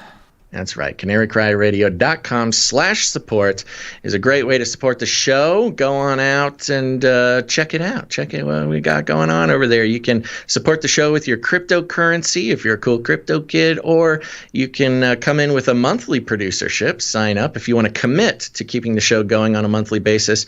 And we're so grateful for those who sign up on a monthly basis. That really helps lay down a firm foundation for the show. But if you don't like commitment, we understand. That's why you can come in with a one-time producership in any amount. Gonz, who do we have coming in over there? Coming in first, our executive producer of episode 409, Travis K. Travis K, our executive producer, came in hot and heavy here during the show, so we appreciate that very much, swooping in with an executive producership. Yeah, let's give him that jingle. Where'd you find this? Now, Gonzo, we did not get a note from Travis K, but we did get a link. Let me see if I can give you this link. Because of his executive producership, I think we should just take a second and see what he sent us here. Okay. Do you see it in the... Where would you like me to send this to you? Put it at the top of the producer doc. Oh, gosh. It's hard to do this in my zone. If only I could harness the power of these dive-bombing birds. Go ahead. You want it at the top of the producer document here? Yeah. Okay, here cursor. I go. Posting it here. Woo! Oh, wow. That just embedded it. It's a video. Okay, this is a video on YouTube that, what's his name? Travis. Thank you, Travis. Executive producer Travis sent. This is, let's see, a geoengineeringwatch.org presents The Dimming, Exposing the Global Climate Engineering Cover-Up. Okay. There we go. Oh, The Dimming, full-length climate engineering documentary. Looks good. He sent us a time code at 27 minutes and 12 seconds. This is from the Dane Wigington YouTube channel. Have you heard of Dane? I was going to say. We interviewed him on our geoengineering episode on Canary Cry Radio. That's right. Okay. Yeah, I remember. We talked to Dane on Canary Cry Radio. Do you know what episode that was? Maybe we can pull it up. It was pretty early. I don't remember. Yeah. Well, anywho, thank you very much, Travis, for the support. And yeah, I'll check this out. I don't know how long I don't know if he was trying to send us a clip or something, but yeah, Dane Wigington, we've talked to him. We love that guy. And The Dimming is a pretty serious full-length geoengineering documentary. So anybody out there, you can go ahead and go check that out. Cool. Okay. Thank you one more time, Travis K. Yeah, thank you, Travis. Support. Wow. Yeah, very generous. All right. Next up, we have Derek H. Oh, by the way, just so Travis knows, in case he didn't, and everybody else, when it comes to reading the amount of support, remember, if you come in at a nice round number, that's the signal to us to not read the amount that you've produced with. If you want us to read the amount, just add a little funky number in there somewhere. People like 33 or whatever, 88, 44, 55. Just add some sense in there. You're such a shill. Chill alert. All right. Thank you, executive producer Travis K. Who's next? Okay. I guess his name mentioned again. Derek H. Derek H. Thank you very much, Derek H. And Derek H. is one of our associate executive producers for the day. Yes, you bet. You are executive associate producer for this episode. Enjoy it while it lasts. Enjoy it while it lasts, Derek H. Thank you very much. Derek came in with 113.96. 113.96. What does that number mean to you? Oh, maybe 11,396. Well, I think maybe it's $111.11. With fees. With fees. Possibly, yeah. That's probably it. Thank you very much, Derek H. Thank you, Derek H. Next up, we have Dustin H. Dustin H. A Derek H. and a Dustin H. Yeah. Oh, I wonder if they're part of the same H family. That would be interesting. Derek thank you Dustin, very much. Yeah. Let's see here. Sorry, oh my gosh, I have things going haywire. Dustin H. is another one of our associate executive producers for the day. Yes, you bet. You are executive associate producer for this episode. Enjoy it while it lasts. Enjoy it while it lasts. Thank you very much. Which one was this? Dustin H., Associate Executive Producer. Thank you, Dustin H. Next up, we have Eric S. Yeah, I want to say maybe that's Eric S. Thank you very much, Eric S. And Eric S. comes in with a note. Keep up the great work. Have you heard of the social media platform being built on the Bitcoin Lightning Network called Zion? Mm-hmm. It's a new open source model that gives the user full control and can't be censored. I've not heard of this. Have you heard of this, Gonz? Yeah, I have. So, you have? Yeah, I have a little thing up on the screen here. It's got Bitcoin as the bottom layer, and then Lightning Network as layer 2, and this Zion as layer 3. You get creators, communities, wallets, payments, messaging, and this will be something interesting to watch as we move into the blockchain world, is actual things being built on Bitcoin and how that'll affect society. Yeah. Also a pretty bold name. Yeah. For social. I mean, they really sending it with a name like Zion. It's the what will become of a potential metaverse type of situation, perhaps claiming a new golden age, 1,000-year golden age. Yeah, if nothing else, reign. It connects with the Zion from the Matrix. Yeah, there's that too. That kind of metaverse type of feel to it. Yeah. Thank you very much, Eric. Thank you, Eric. Eric S. I'm having trouble switching my documents today. Sorry. Thank you very much, Eric S. No, I've not heard of that. Gonz has heard of that. We'll keep an eye out for it. Yep. Next up, we have Jackie U. Jackie U. comes in with 1232. 11. Yeah, I think 11 something, maybe. Thanks for all you do. Have a great week. Thank you very much, Jackie U. Thank you, Jackie U. Next up, we have Amanda P. Amanda P is back and on a streak. Yeah, she's on a streak. Women rule! Coming in 1175. Thank you very much, Amanda P. Thank you, Amanda P. Next up, we have Morv. Morv is on a streak as well. 20 episodes in a row, coming in with 1111, and a note here that says James 1:12. Blessed is the man who remains steadfast under trial, for when he has stood the test, you'll receive the crown of life, which God has promised to those who love him. Love my CCNT family, and am praying for you all. Thank you very much, Morv. Thank you, Morv. Next up, we have Sir Sigurd the Beast. Sir Sigurd the Beast came in twice and is on a streak. This is Sigurd's 6th episode in a row, which means Sir Sigurd is on fire. That's right. And came in with the 1001 producership. 1001. Amen. Amen. And also came in with a pocket full of 7s. And a couple of notes here. The first one, YouTube's next step in censorship. Hide the number of dislikes a given video receives from the public. I guess more and more people are challenging the narratives, and they certainly can't have people knowing that. Eye rolls. Yeah, you nailed it, Sir Sigrid. There's another note here. It says there's Santa Claus who says ho, ho, ho, and Merry Christmas as he delivers presents.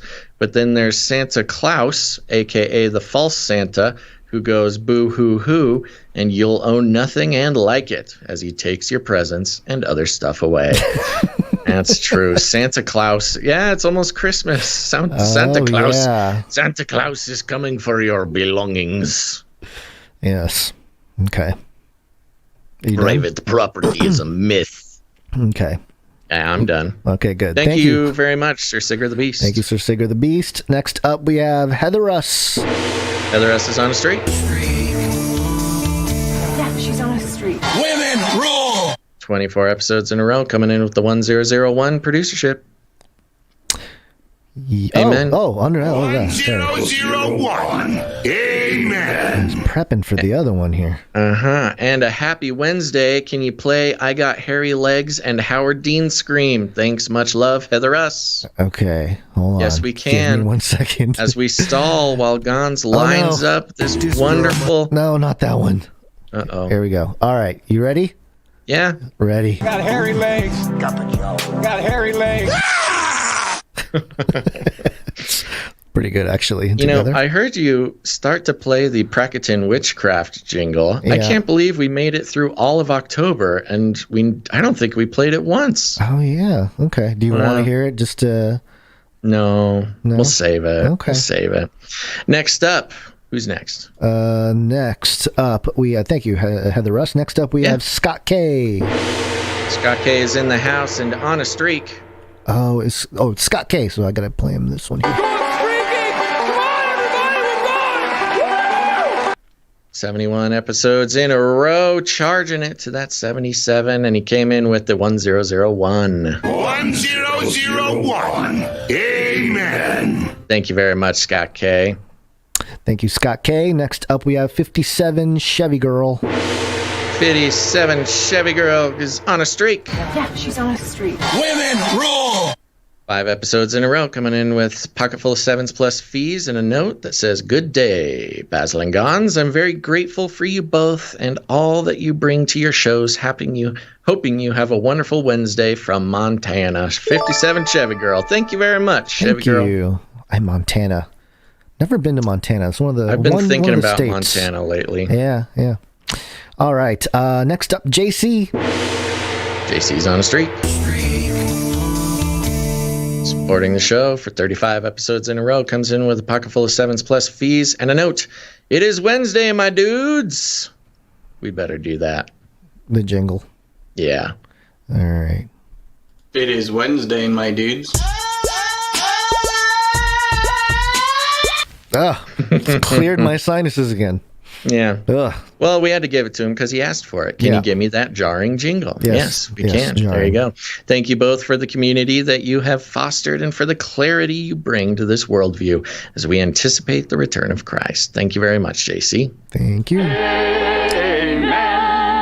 Next up, we have Sir Salmon's The Night of the Fishes. That's right. Sir Salmon's is on a streak. 25 episodes in a row and a pocket full of sevens, and he says, "My dudes, Wednesday it is. Master Yoda said that in The Empire Strikes Back. Don't check, just trust me.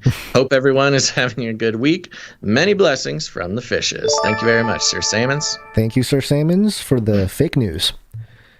Next up, we have Sir Casey, the Shield Knight. Sir Casey's on a streak. 81 episodes in a row, charging it like a champ, comes in with a pocket full of sevens. Thank you very much, Sir Casey. 81. Ooh. Mm-hmm. That is a number. The number just keeps going up.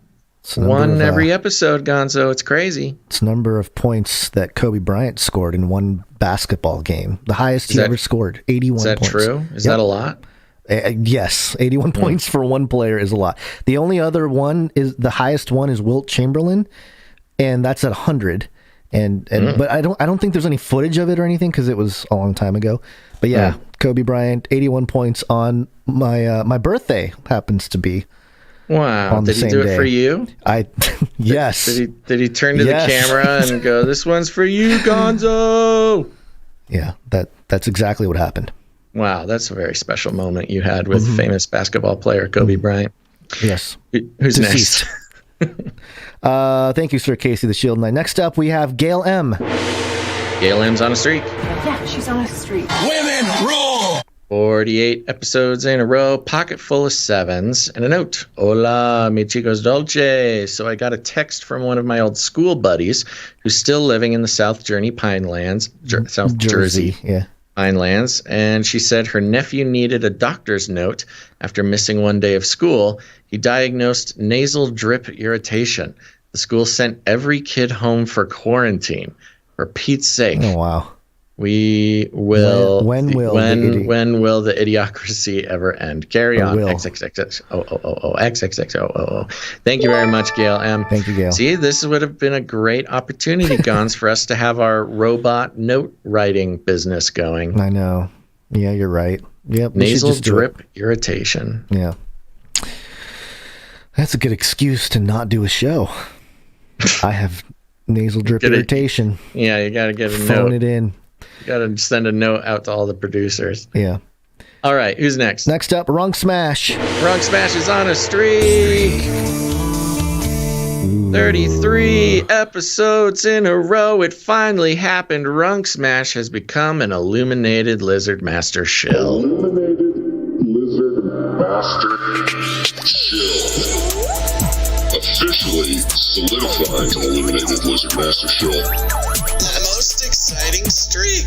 The most exciting streak. Congratulations, Runk Smash, and thank you for your continued support. And he sent a note here that says, "Hey, Basil and Gonz, as I am now an ILMS." I've never seen it acronymized before. Illuminated Lizard Master Shell. I feel obligated to request as many Dean screams as possible in with the jingles. Also, please pray the executive order gets overturned. I work for a government contractor, so even if they authorize my exemption, I'd lose my job. Oh, yikers. Yeah. Well, you better give them a few more Dean screams for that, then. Yeah. Illuminated Lizard Master Shell. Illuminated Lizard Master Shell. Lizard. Okay. Very good.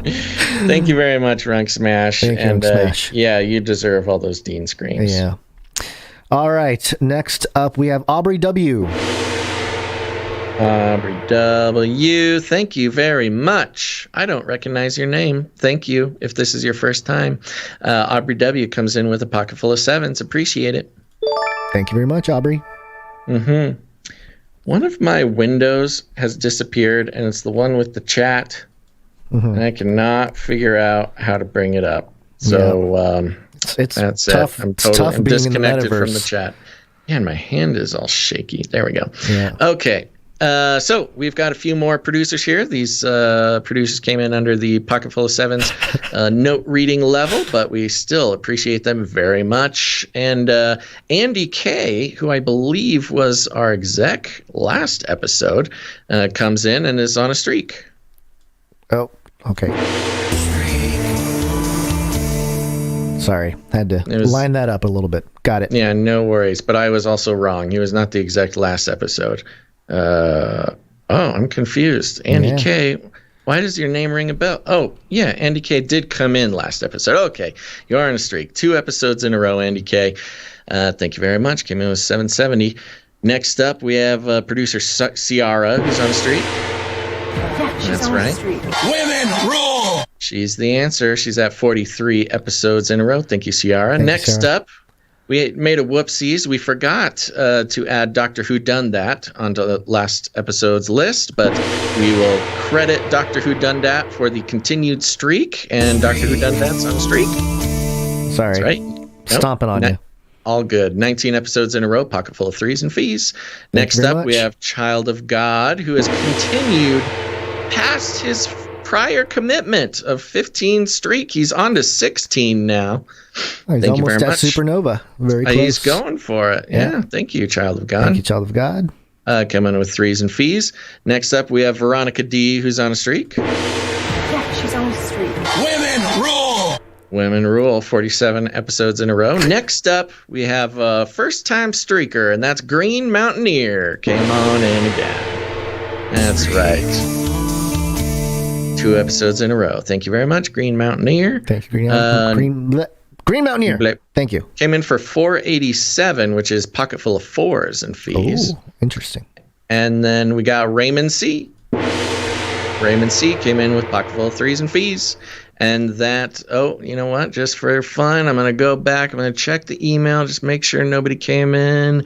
Nope, that is it. Maybe the first episode in a while that everybody's in on time. Thank you very much, everybody, for keeping the show going. Couldn't do it without you. All right, you have ready anything else for today? I don't think so. Yeah, we should get into some of this stuff. I'm looking at the clock, and Let's do it. Let's pressed keep up moving. against it. So, okay, here we go. Yes, it's wake-up time. Hey, yo, wake up. And before we go on here, I forgot to do my little party pitch here. Visit CanaryCry.Party, put it in your URL, and it'll take you to a link tree where all the various links to our media empire exists.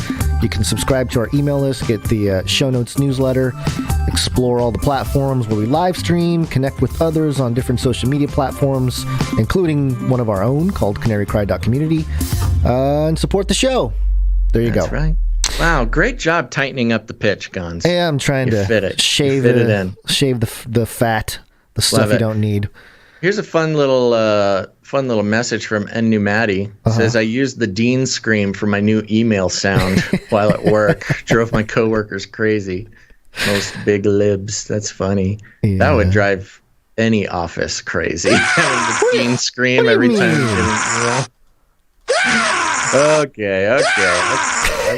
Well, let's thank everybody for their patronage and then wake on up. We already played the wake up jingle, so let's just get into the Play the patronage song. Oh, you the never played the patronage. Okay, all right.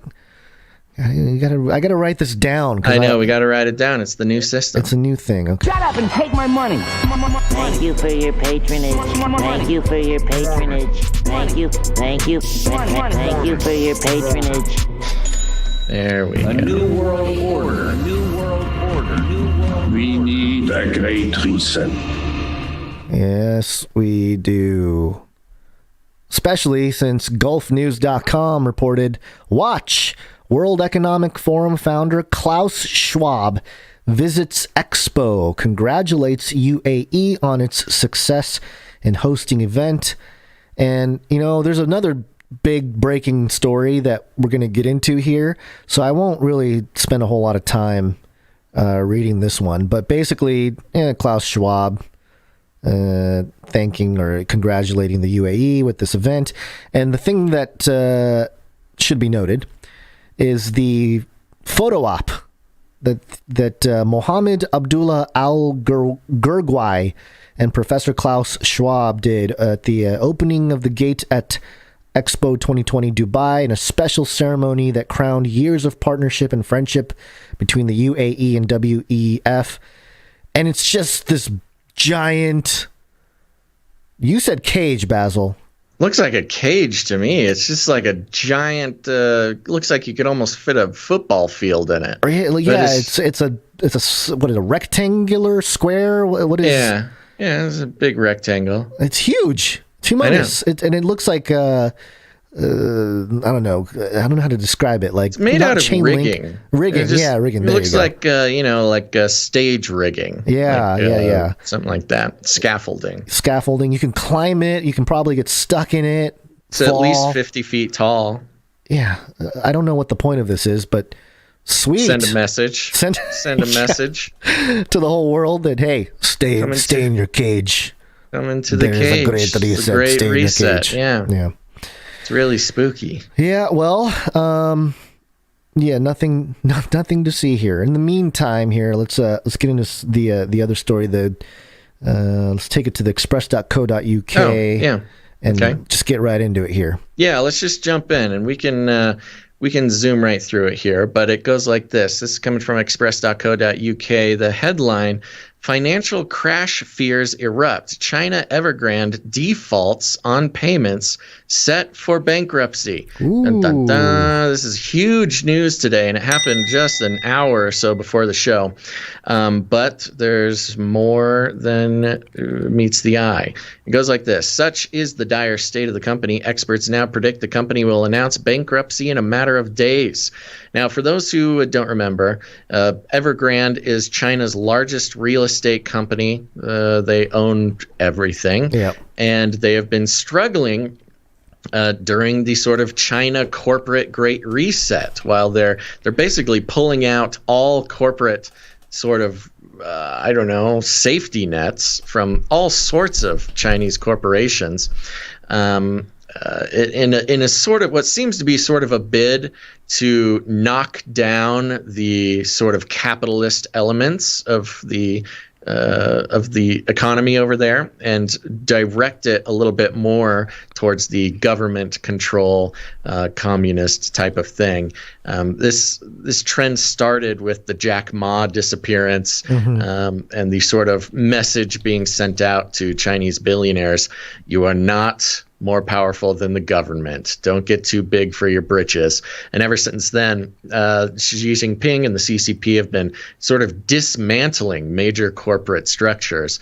And Evergrande is a big one, because not only are they the biggest real estate company, but they also, they're so big and so interconnected worldwide that it could spell some real disaster for a global market. But let's keep going.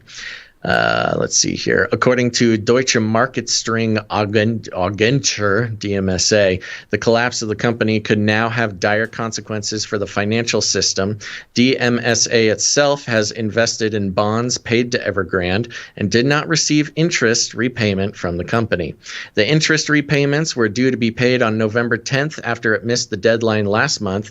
Due to these missed repayments, DMSA is now preparing bankruptcy proceedings against Evergrande. Senior analyst Dr. Marco Mitzler from DMSA said, quote, "But while the international financial market has so far met the financial turmoil surrounding the teetering giant Evergrande with a remarkable basic confidence, one can only say with remarkable naivete that the U.S. Central Bank Fed confirmed our view yesterday." Quote, "In its latest stability report, it explicitly pointed out the dangers that a collapse of Evergrande could have for global financial system. But so far, we have not received any interest on our bonds. With banks in Hong Kong closing today, it's certain that these bonds have defaulted. 2 payments were missed last month, amounting to $128.7 million. 3 bonds repayments were also missed on November 10th, which amounted to $148.13 million. Dr. Mitzler concluded DMSA is preparing bankruptcy proceedings against Evergrande. We are already holding talks with other investors in this regard. We would be pleased if other investors were to join our action group. As soon as the court opens insolvency proceedings, Evergrande will also be officially bankrupt, and that is only a matter of days.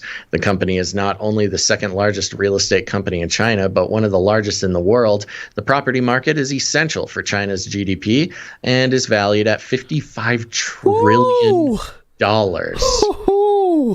Wow. $55 trillion. $55 trillion. America is in debt, $30 trillion. So just put that into perspective. Holy cow. Wow. Property market. Okay, so that's the property market is valued at $55 trillion. Still, but that's 4 times larger than the country's GDP.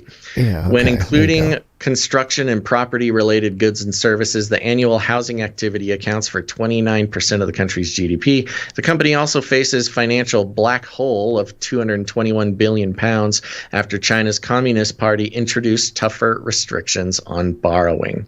There are fears that the company's collapse could now spark concerns across the financial system. If one of the largest companies in the world could not back interest payments, this could spook lenders and cause a credit crunch. Oh, yiker doodles. So yeah, that's a big deal. But very interesting things going on, Gonz, because this is DMSA, which is the company who will be bringing the bankruptcy filings. And actually, I saw the document for the bankruptcy, or for the announcement of this situation from DMSA. So, that is a legit thing. But it seems there's some crossed wires going on in the corporate media, Gonz, because NewYorkTimes.com is reporting the headline here: China Evergrande meets another interest payment deadline. It says, mine says a Wednesday payment deadline for 2 of its bonds. Yep, they've updated it here, looks like. So the current headline is China Evergrande meets another interest payment deadline, which is exactly the opposite. Interesting, because they took out the word payment then in the headline. Okay. They met another payment deadline. Oh, they do have have payment in mind. Yeah. Okay. I thought they took it out. Sorry. So, anywho, the headline here is the polar opposite of what we just heard reported from the Express and from DMSA's documents. But it says here, China Evergrande, the troubled property giant, made interest payments on at least 2 of its bonds on Wednesday, a company bondholder said. That's another word that was changed, because in mine it said the troubled property giant made a debt payment on at least 2 of its bonds. I guess interest is more accurate. It's almost like they were trying to hide. Interesting. Some very interesting updates. I mean, this is a huge story. Yeah. And New York Times already was directly opposed to the other reporting going on, which brings up a lot of very suspicious details about what sort of instructions the New York Times might be taking to not cause panic about the situation. Famously, they have some influence from the Chinese government through one of their majority investors. Anywho, it says here, the bondholder said, a sign that it yet again managed to head off default. Oh. Opposite of what we're hearing. I thought they are certainly gonna hit default. I know. It's a lot of mixed signals here, Gonzo. Evergrande owed investors interest payments totaling nearly $150 million on 3 bonds with the grace periods. $150 billion. Million. It says billion on here. New York Times. Really? That's interesting, because it is not 150 billion. It's 150 million. That's what the last article said, which that's why I was like, interesting. So New York Times is just... They're probably going, blah, blah, blah, like, oh no, what's happening? It's all falling apart. Scramble mode. Yes, they were in scramble mode. Didn't even double check the numbers. That's crazy. The New York Times, oh my gosh, this is like... this is more than a meltdown here. It is a complete expose this panic. Part of the edit of this article. But anyway, go on. And just to be clear about the connections between the New York Times, they no longer have any explicit Chinese ownership, which, sounds good. But their majority owner is some billionaire in Mexico whose main business is doing business with the Chinese government and Huawei and trying to lobby the U.S. government to allow, spying-enabled hardware to be sold to the U.S. government, like that big problem we had a couple of years ago. Okay, where was I? Evergrande owed investors interest payments totaling nearly $150 million on 3 bonds, with the grace periods for those payments set to expire on Wednesday. Today. Missing them would have triggered a default that could ripple through the Chinese economy, with some $300 billion in debt outstanding. The company's inability to pay its debt would potentially hurt banks, property developers, and even home buyers in the country. Yeah, so it sounds like the Chinese propaganda department has a really good incentive to try to tamper down the news if they were going to default. Instead, the company has managed to leap from one deadline to the next, meeting its obligations at the last minute, but often without explaining how or even publicly disclosing that it had done so. Hey, what are you going to do about it, Chinese government? Oh, we took care of it. We paid it. Yeah. It's not even the government. The government's leaving them out. But the government. That's the funny thing about this. This is what started it. Was the government is leaving them out to dry. They're not bailing them out. And so they're like, no, you made your bed, go sleep in it, which, there's some admirable qualities to that. We're all tired of corporations getting bailed out by governments. The company has tried to sell off parts of its empire to raise enough cash. In October, when Evergrande said it had scrapped its effort to sell a $2.6 billion stake in its property services company to another developer, the company warned in a Hong Kong securities filing that there was no guarantee it would be able to meet its financial obligations or negotiate an extension with its creditors. On Wednesday, the company met its interest payment deadline for bonds that mature in 2022 and 2023. The company bondholder said, speaking on condition of anonymity, to discuss the matter. Now, this is part of the problem when it comes to corporate media analysis. The express.co.uk article had documents and non-anonymous sources. They named their sources. They showed their documents. They, to show that the news was that they were defaulting. New York Times scrambling to get ahead of the news and try to convince people that they didn't default and made some super secret payment that, they do this all the time. Don't worry. They pay. They don't tell anybody, blah, blah, blah. When the creditor, the person supposed to be getting paid, put out a document saying they did not pay. So I don't know what's going on, New York Times, but yeah, we do. We know what's going on. Speaking, the anonymity of your sources does not add any confidence to your story here. Yeah. The person did not specify if a payment on the third bond had also been made, but Bloomberg News reported that obligations for all 3 bonds were met. Yes, Bloomberg is the only other outlet that was reporting that they didn't default, citing a spokesman for a clearinghouse. A clearinghouse, okay? Again, not the DMSA, not the company who was supposed to get paid, but a spokesman for a clearinghouse. The company didn't respond to a request for comment. Weird. Although Evergrande has managed to avoid default so far, its troubles have already begun to weigh in on other Chinese developers, with the government tightening controls on borrowing and investors retreating from the sector. At least 6 Chinese property developers have defaulted on foreign bonds in recent weeks, rattling domestic financial markets and raising the cost of borrowing for all Chinese companies. Property prices are slowing and fewer people are buying apartments, worsening the outlook for real estate.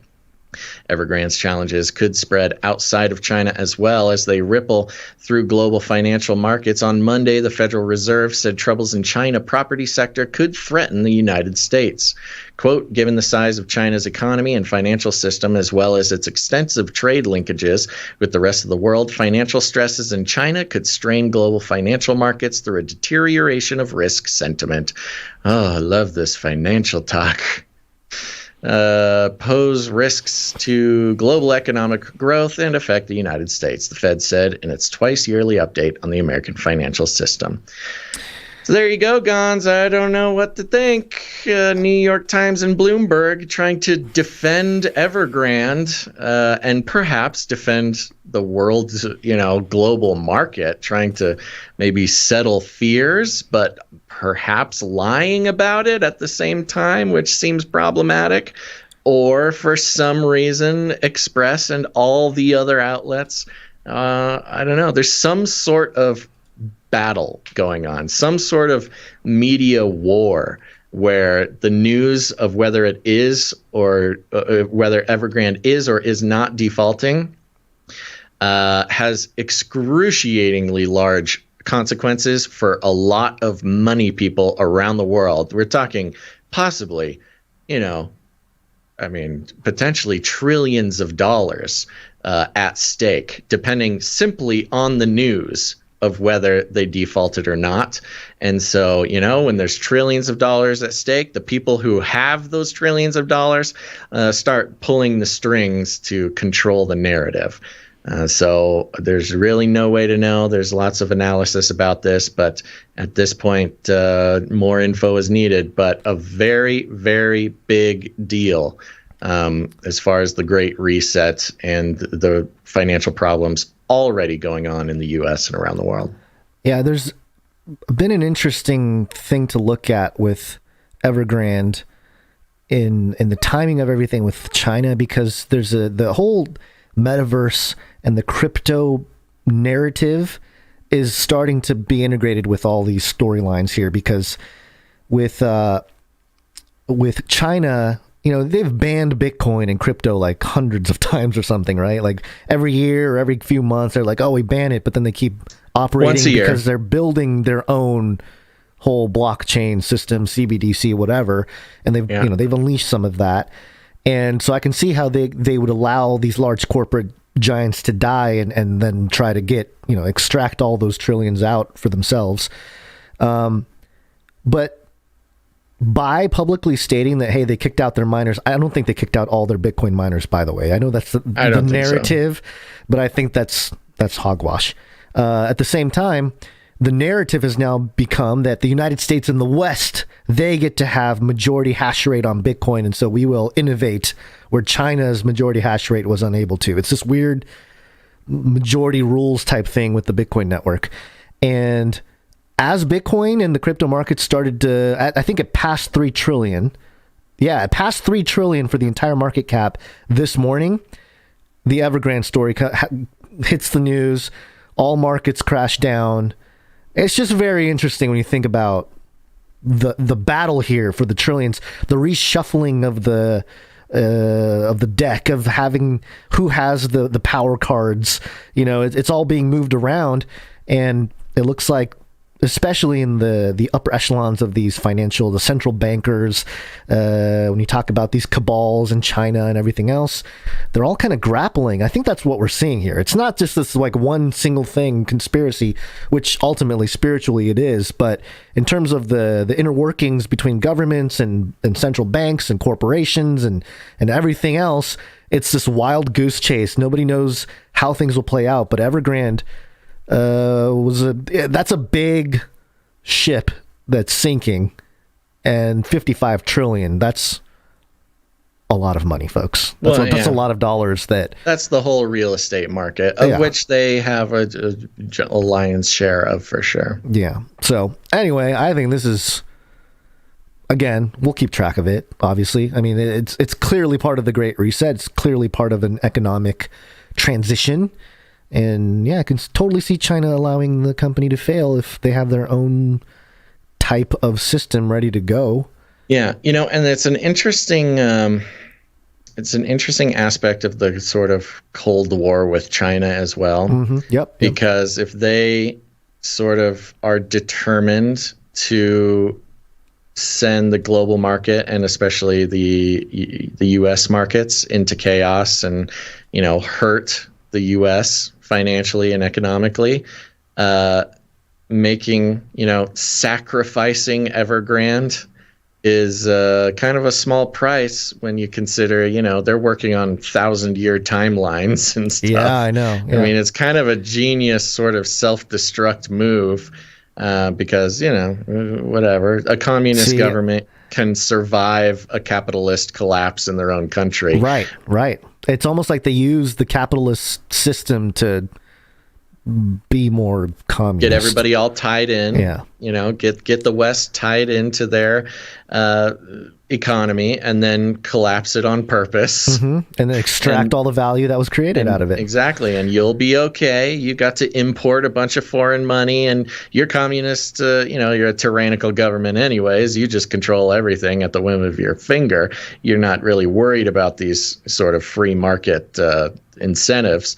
Whereas the rest of the West is, has their entire national livelihood attached to capitalist markets. Yeah. And so with this story here, the first thing that I thought, going back to the specifics of the Evergrande thing and the New York Times having a different take on it as the Express and other places, was that they're kind of just finagling with the reality that, somebody came in and paid one of the shareholders or something.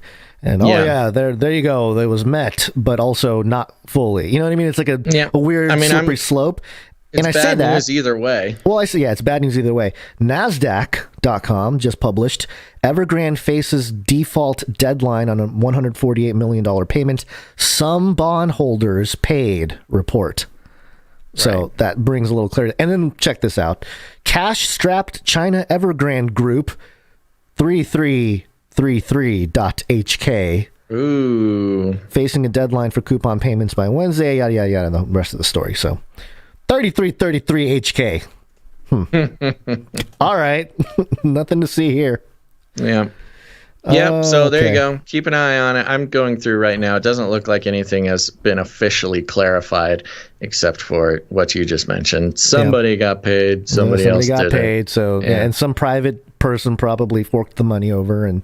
Well, that's whatever. The crazy thing. There was another article talking about how the chairman, a billionaire, was personally paying some of these Evergrande debts in the past, not this one, but other ones. So imagine, he's having to pay out hundreds of millions of dollars personally just to keep the company alive. Yeah, this is it's crazy. It's chaos. It's complete chaos. So there you go.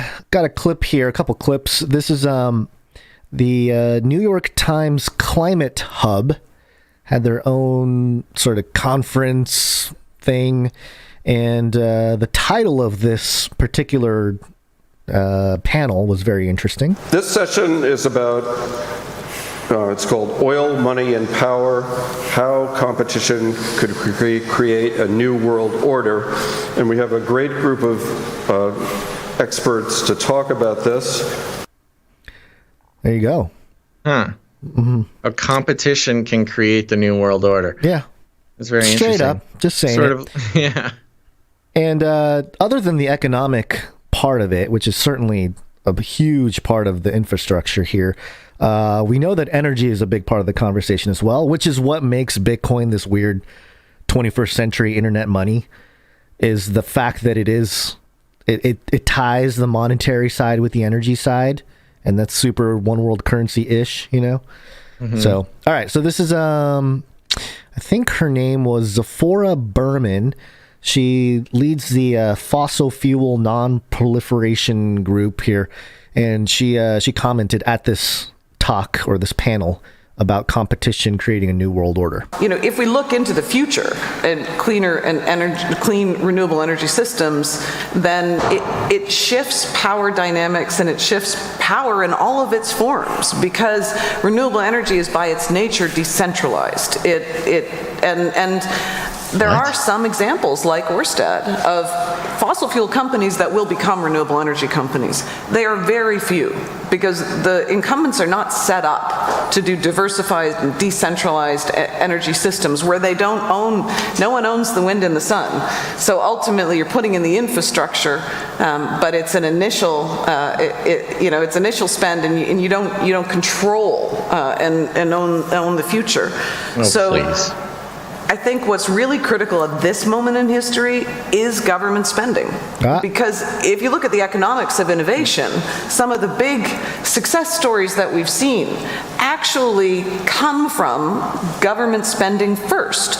Google's search engine, for like the example. Vaccine.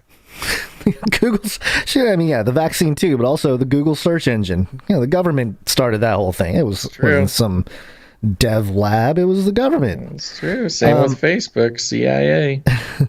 But it does bring an interesting point, and it's another thing to keep track of is the fossil fuel world that we've talked about it, and we've seen it for a while. But the way it's almost like they need the controlled transition, because otherwise it would create more, as she put it, decentralization of things like energy, and you won't have that control over it. So I don't know. The infrastructure I don't buy it. Well, I don't buy her whole.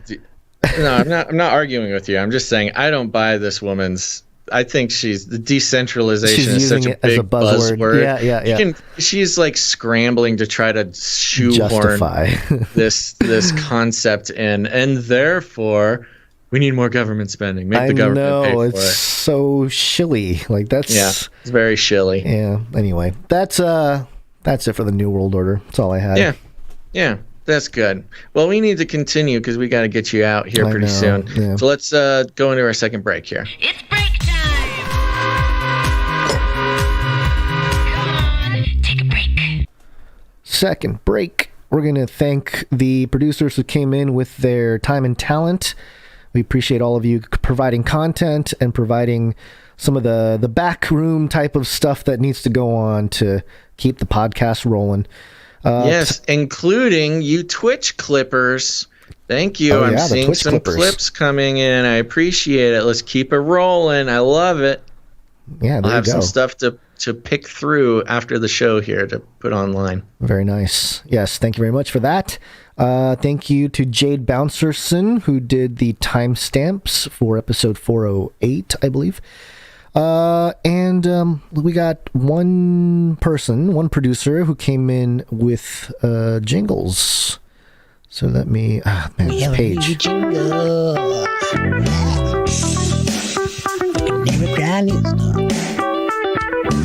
Alex G came in with, he sent in 3 jingles.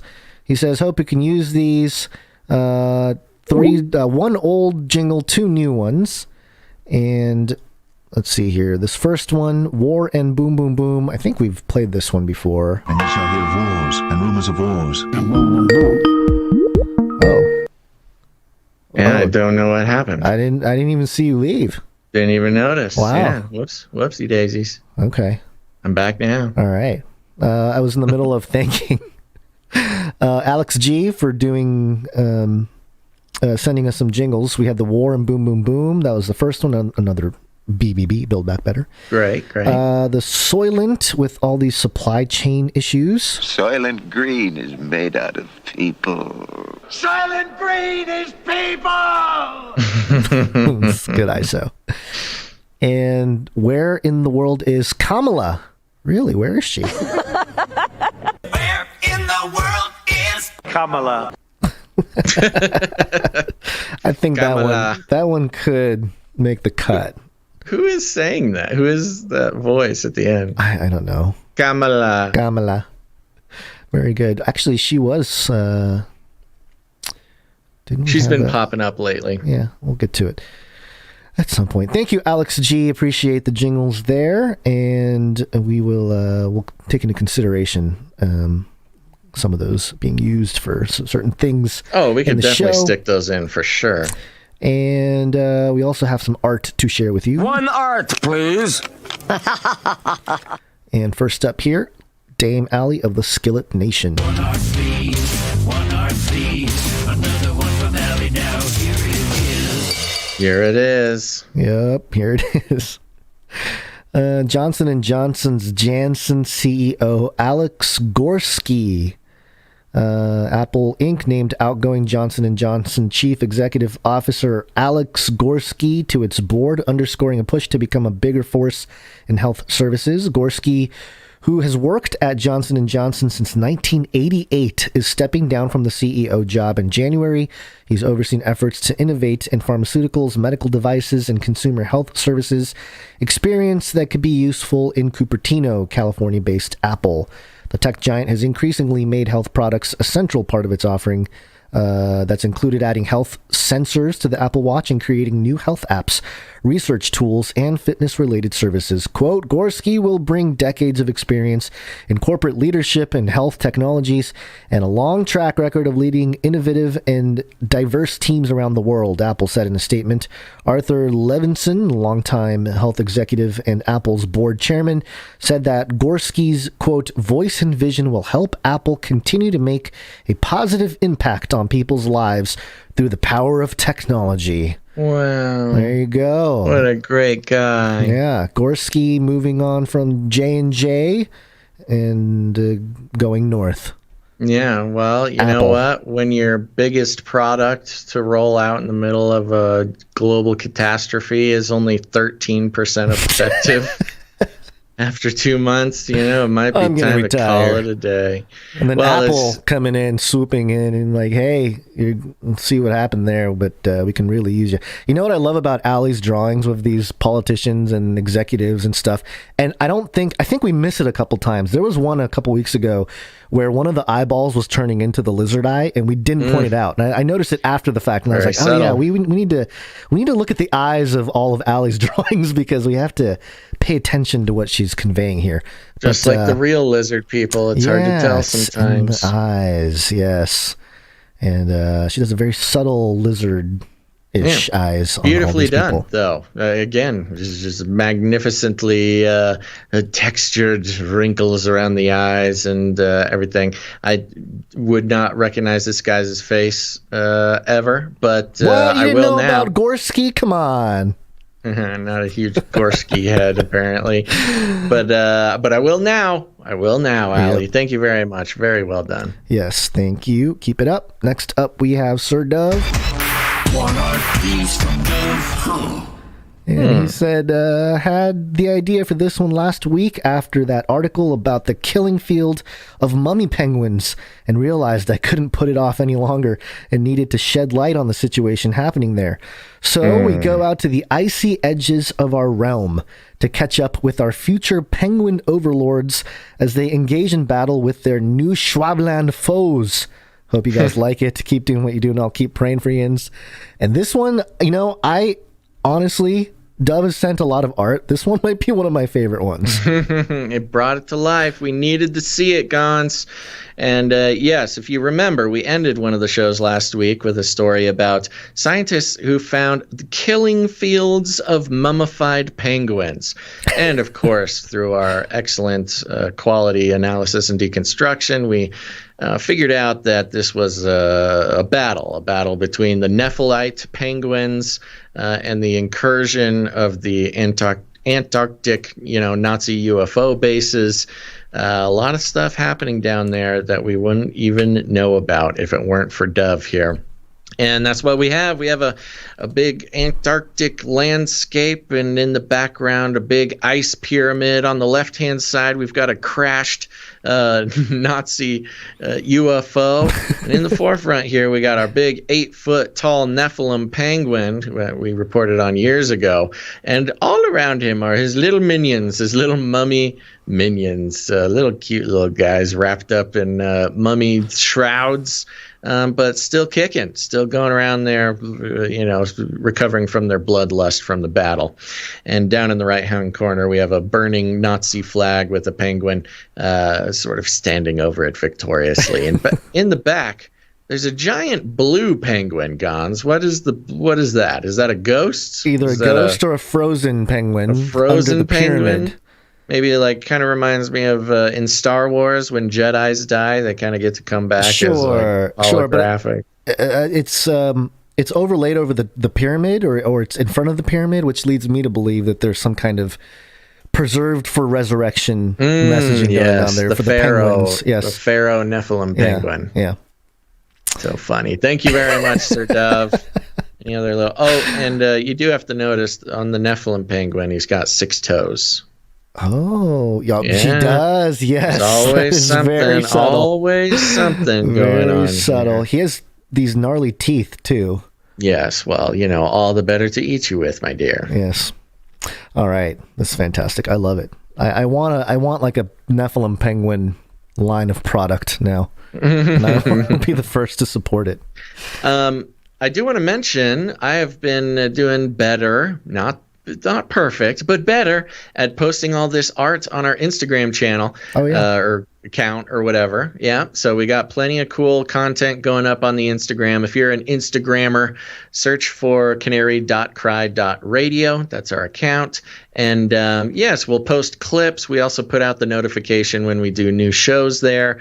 We got clips there. And we also have bundles and bundles of art from the show. So if you're just a podcast listener, if you're not watching live and you want to tune in while you're listening and look at the art, you can do that. And you should do that. Go do that. Follow us. I tried to change our name to Canary Cry News Talk on Instagram, and it has not been approved yet. So as of now, we're still Canary Cry Radio. No, says Mark.Zuck Beast. Oh, I forgot it was still Mark. Yeah. He's so sneaky like that. So there you go. Go follow the Instagram. But we got more art. Yeah, we do. Ryan N. with his graphic novel.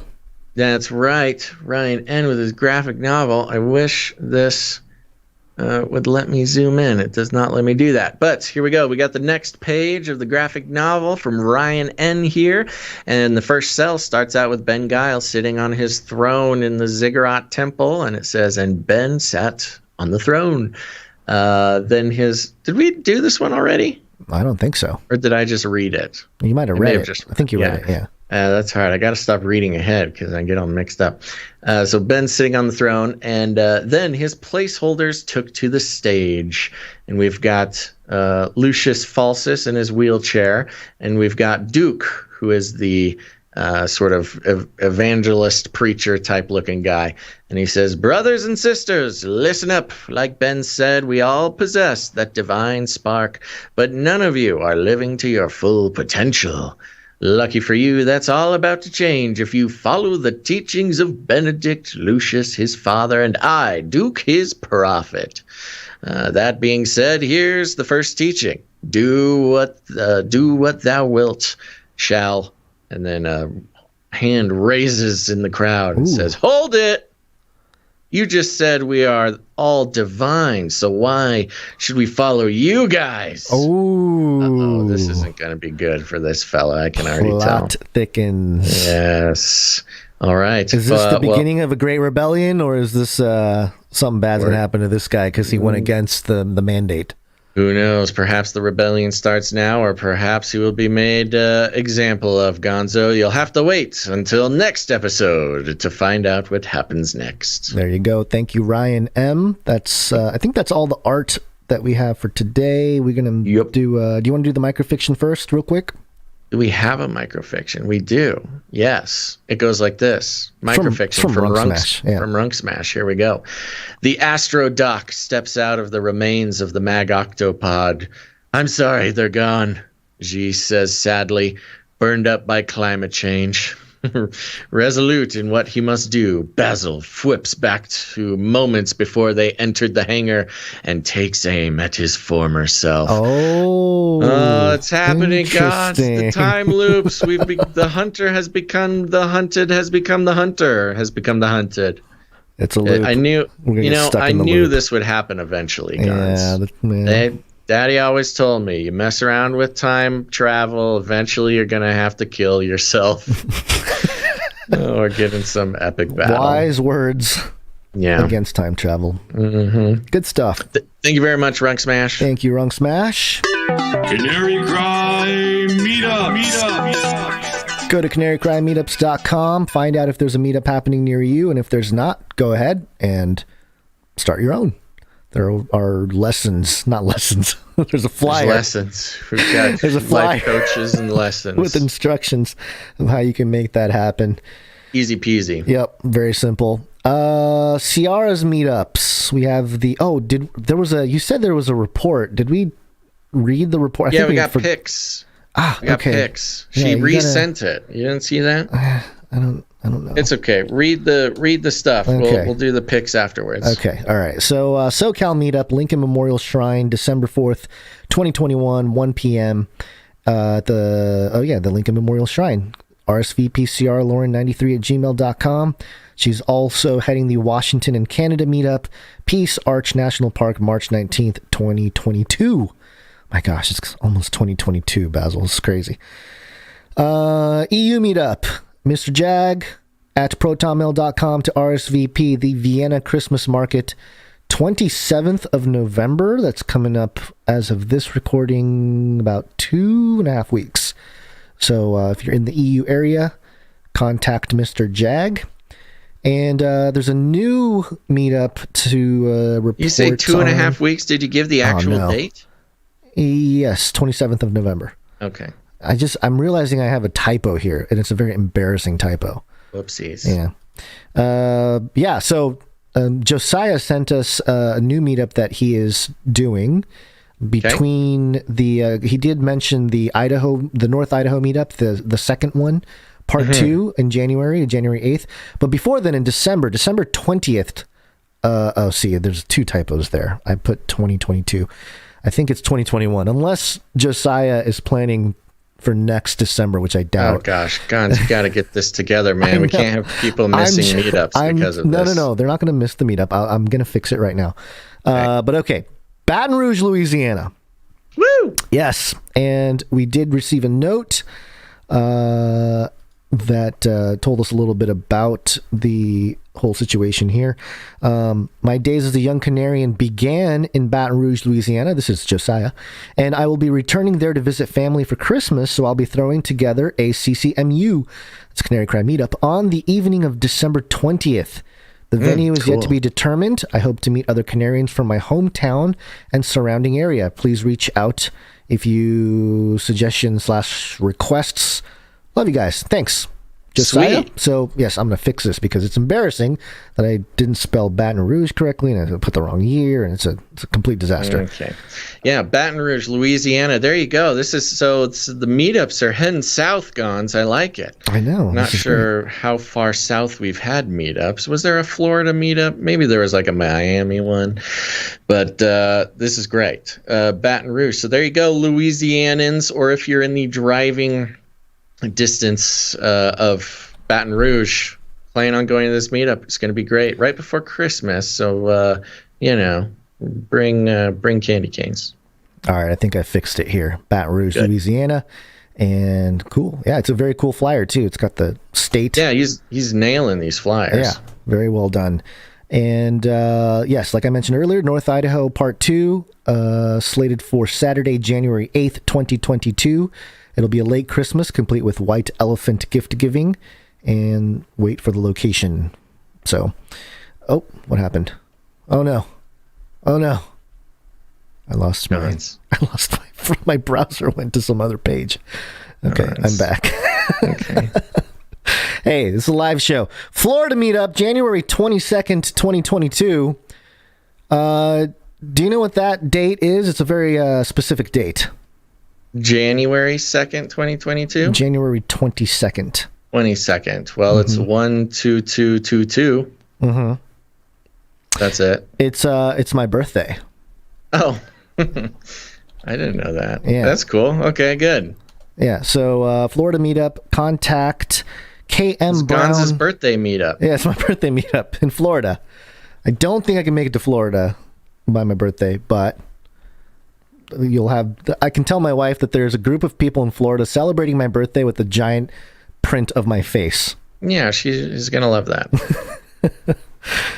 Contact kmbrown815@gmail.com and JackieUmphrey@mail.com. And I did receive the flyer, although it was a screenshot, I think, from a phone. So I didn't get I wasn't able to get like a full high def version of it. But Florida Panhandle Canary Cry Community Meetup, January 22nd, 2022 at 5:33 p.m. Ye Old Brothers Brewery, 4458, I think it's Hugway, or maybe it's Highway 87, Navarre, Florida. Kids welcome. Again, rsvpkmbrown815@gmail.com and jackie.umfrey@mail.com. And all that information will be at CanaryCry.Meetups.com. Contact these people, RSVP, or start your own. Do it. Do it now. It's super important. Connecting with people in real life. There are Canarians all around you, and you just don't know it because you're all listening in your headphones. But, this is an incredibly valuable thing to fellowship with other listeners. And, you got something to talk about. You know what you don't want to talk about, and everybody's on this level. It's great to make these types of connections. And so go to CanaryCryMeetups.com. Check out the meetups that are established and happening. And if they're near you in any way, you must go to them. Make sure to email the person, say hi, and it's a good thing to introduce yourself to the host. It's just polite, but also RSVP and get the info. And if you go on CanaryCryMeetups.com and there's not one near you, put one on yourself. Guarantee there are Canarians within driving distance of you that would love to go to a meetup. All it takes is for someone to step out and say, hey, we're meeting here at this time. Let's do it. So pick a time, a place, and maybe make a little flyer for it or something. Send it in. We'll tell people about it, put it on the website. It's a great time. So far, I'm pretty sure there's been like 100% success rate on these meetups. I don't think we've had one meetup where nobody showed up. Is that right? I'm pretty sure, yeah. I'm the positive. Only one... Well, not that somebody's told us. Maybe it happened and they just didn't tell us or something. But that we know of, every meetup has been a success. I don't know if the Mr. Magoo kitchen meetup counts as a blemish on our record. That counts. No, that was a total success. His wife and his dog was there or something. That's right. So, all right. Sounds good. All right, here we go. Let's wrap up the meetups.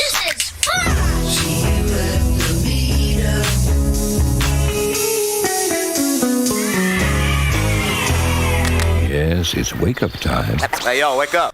I'm going to talk a little bit of deepfake. We are in deepfake. I thought this was interesting. We've been reporting a lot on the deepfake technology, and there's been a lot of different stuff that happened. We actually didn't report on air about a story a couple weeks ago how Bruce Willis is basically like licensing his image. And he's stepping into the metaverse of being a movie star where he's taking body scans and things like that and deep faking, files, making it all available. So he won't even have to act. They can just overlay him on someone else in a movie. He can make money in perpetuity. Yeah. And getting ahead of the fake use of it by having that license, like, hey, I'm a licensable thing now in deepfakes. You can use me, but you got to pay me. So along those lines here, ScienceDaily.com, the headline here: AI behind deepfakes may power materials design innovations. And I was going to have some stuff highlighted here, which I didn't get around to doing. So I'll just read some of this here, and then we'll get going because time is of the essence. The summary of this paper here: the person staring back from the computer screen may not actually exist thanks to artificial intelligence capable of generating convincing but ultimately fake images of human faces. Now the same technology may power the next wave of innovations in material designs, according to scientists. And okay, hold on here. There was a part that I wanted to find. They talk about GANs, which is the Generative Adversarial Network, which is kind of like a... this is crazy. This is all stuff we've been talking about since, 2013? 12, 13, yeah. So, hold on. Where is the part here? Oh, wow. This is cool story. Not doing well. Okay. Other researchers on the project were Alice, blah, blah, blah, da, da, da, da. Okay, that's just names. Wow, I am failing at this. Wow. Okay. Point of the story is that the AI and the deepfakes will allow them to simulate certain types of materials or just way materials interact potentially, and then physically produce them. And so it's literally an excuse for deepfakes to kind of continue to go out there, because ultimately that process of simulating something in like a 3D space or making a fake computer design of something, that already exists. So for them to say like, oh, it's going to help us innovate material designs is kind of nonsense to me. Okay. Am I making sense or am I crazy? You're making me feel like I'm crazy, Basil. No, it's making sense. I mean, I think it's hard because I didn't read the article, and so I don't have any background on it. So what does deep fake of materials mean? I don't understand, because deep fake traditionally is putting the face of one person onto another face. So deep fake of materials, is this deep fake or just sort of like computers designing materials? It's materials. Okay, so I'll just read a couple things here. Traditional or rational design has relied on human intuition to find patterns and improve materials. But that has become increasingly challenging as materials, chemistry, and processing grow more complex, the researcher said. Quote, when you're dealing with design problems, you often have dozens or even hundreds of variables you can change, Reinhardt said. Quote, your brain just isn't wired to think in 100-dimensional space. You can't even visualize it. So one thing that this technology does for us is to compress it down and show us patterns we can understand. We need tools like this to be able to even tackle the problem. We simply can't do it by brute force. The scientists said their findings recently published on the Journal of Materials Informatics show progress towards the inverse design of alloys. So basically what they're creating here is the proxy, the human proxy. You know, if there are things that, for example, you're trying to solve an issue, some kind of design problem in physics or whatever it is, you can use the deep fake to simulate what would take place, or like multiple iterations until you find the right one, which again is like, okay, this is, the computer's been doing that sort of thing in, I guess, less calculated, but it's still doing it in terms of design, isn't it? I suppose. Yeah. I mean, this is interesting because traditionally throughout science and invention and innovation and things like that, the framework, or at least the framework, what it looks like and how it's talked about is human beings, conquering the impossible and creating something out of nothing and making the world a better place with the power of the human mind. But what we have here is on a very deep level, even down to the construction of materials. I mean, the atomic design of new materials are increasingly being handed over to AI. I'm assuming, these GANs, these adversarial networks. And so, it's in a sense, AI is literally building the world. It's literally creating reality in a very real way, right? Not just like, oh, this is weird robot. No. The robots are creating things that a human brain is not even capable of accomplishing. Well, it's like we're literally living in the world of the robots that they build for us. Robots and algorithms, and this is why we've had the multiverse propaganda. Is all these different possibilities. If you put yourself, if you can code your patterns into an AI deepfake of yourself, you can run iterations or just whatever, processing through whatever problem you input hundreds of times, thousands of times, kind of like you're indexing the multiverse. Oh, if I make a decision here, will it change this? Will it change that? To solve a problem or whatever. It's a really weird. I don't know. But this what you're reading here is very specific. It's material sciences. I know, it's material sciences. I wouldn't know anything about material sciences if it wasn't for sort of a Slumdog Millionaire style experience that I had as a person in college, where I became very close with an expert in material sciences, and it's a very complex industry, and it touches everything. Everything is made of material, every created, manufactured whatever is made of material. And when a regular person comes in contact with that, you're like, oh, yeah, it's plastic or metal or whatever. That's about how deep we think about it. But material sciences are really complicated and really deep. And some of them are incredibly philosophical thinkers. Well, I mean, you would have to be if you're dealing with breaking down the material essence. It's like, what does that even mean? Yeah, or building a new material that's never existed before. I mean, it's different from like, and we think of it as like plastic, metal, wood, but within plastics, there's just an incredible amount of design, and it's this sort of conglomeration of multiple really complicated sciences that all come together. And so, again, going back to the AI taking over material sciences, there may come a time where we just literally don't know what anything is made up anymore. Like, you won't even... the deep fake version of us just made it for us, yeah. AI gets their hands on stuff like this, and it gets iteration upon iteration becoming more complicated and less understandable by humans. There may be something where we're like, I don't know what it is. What is that? A plastic or metal or wood? Or I don't even know. And it's just some otherworldly material synthesized by the black box of AI.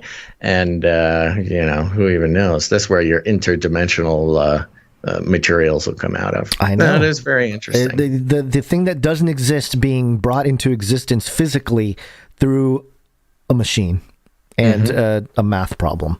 Love it. It's crazy. All right, let's check in with some virtual reality and the metaverse.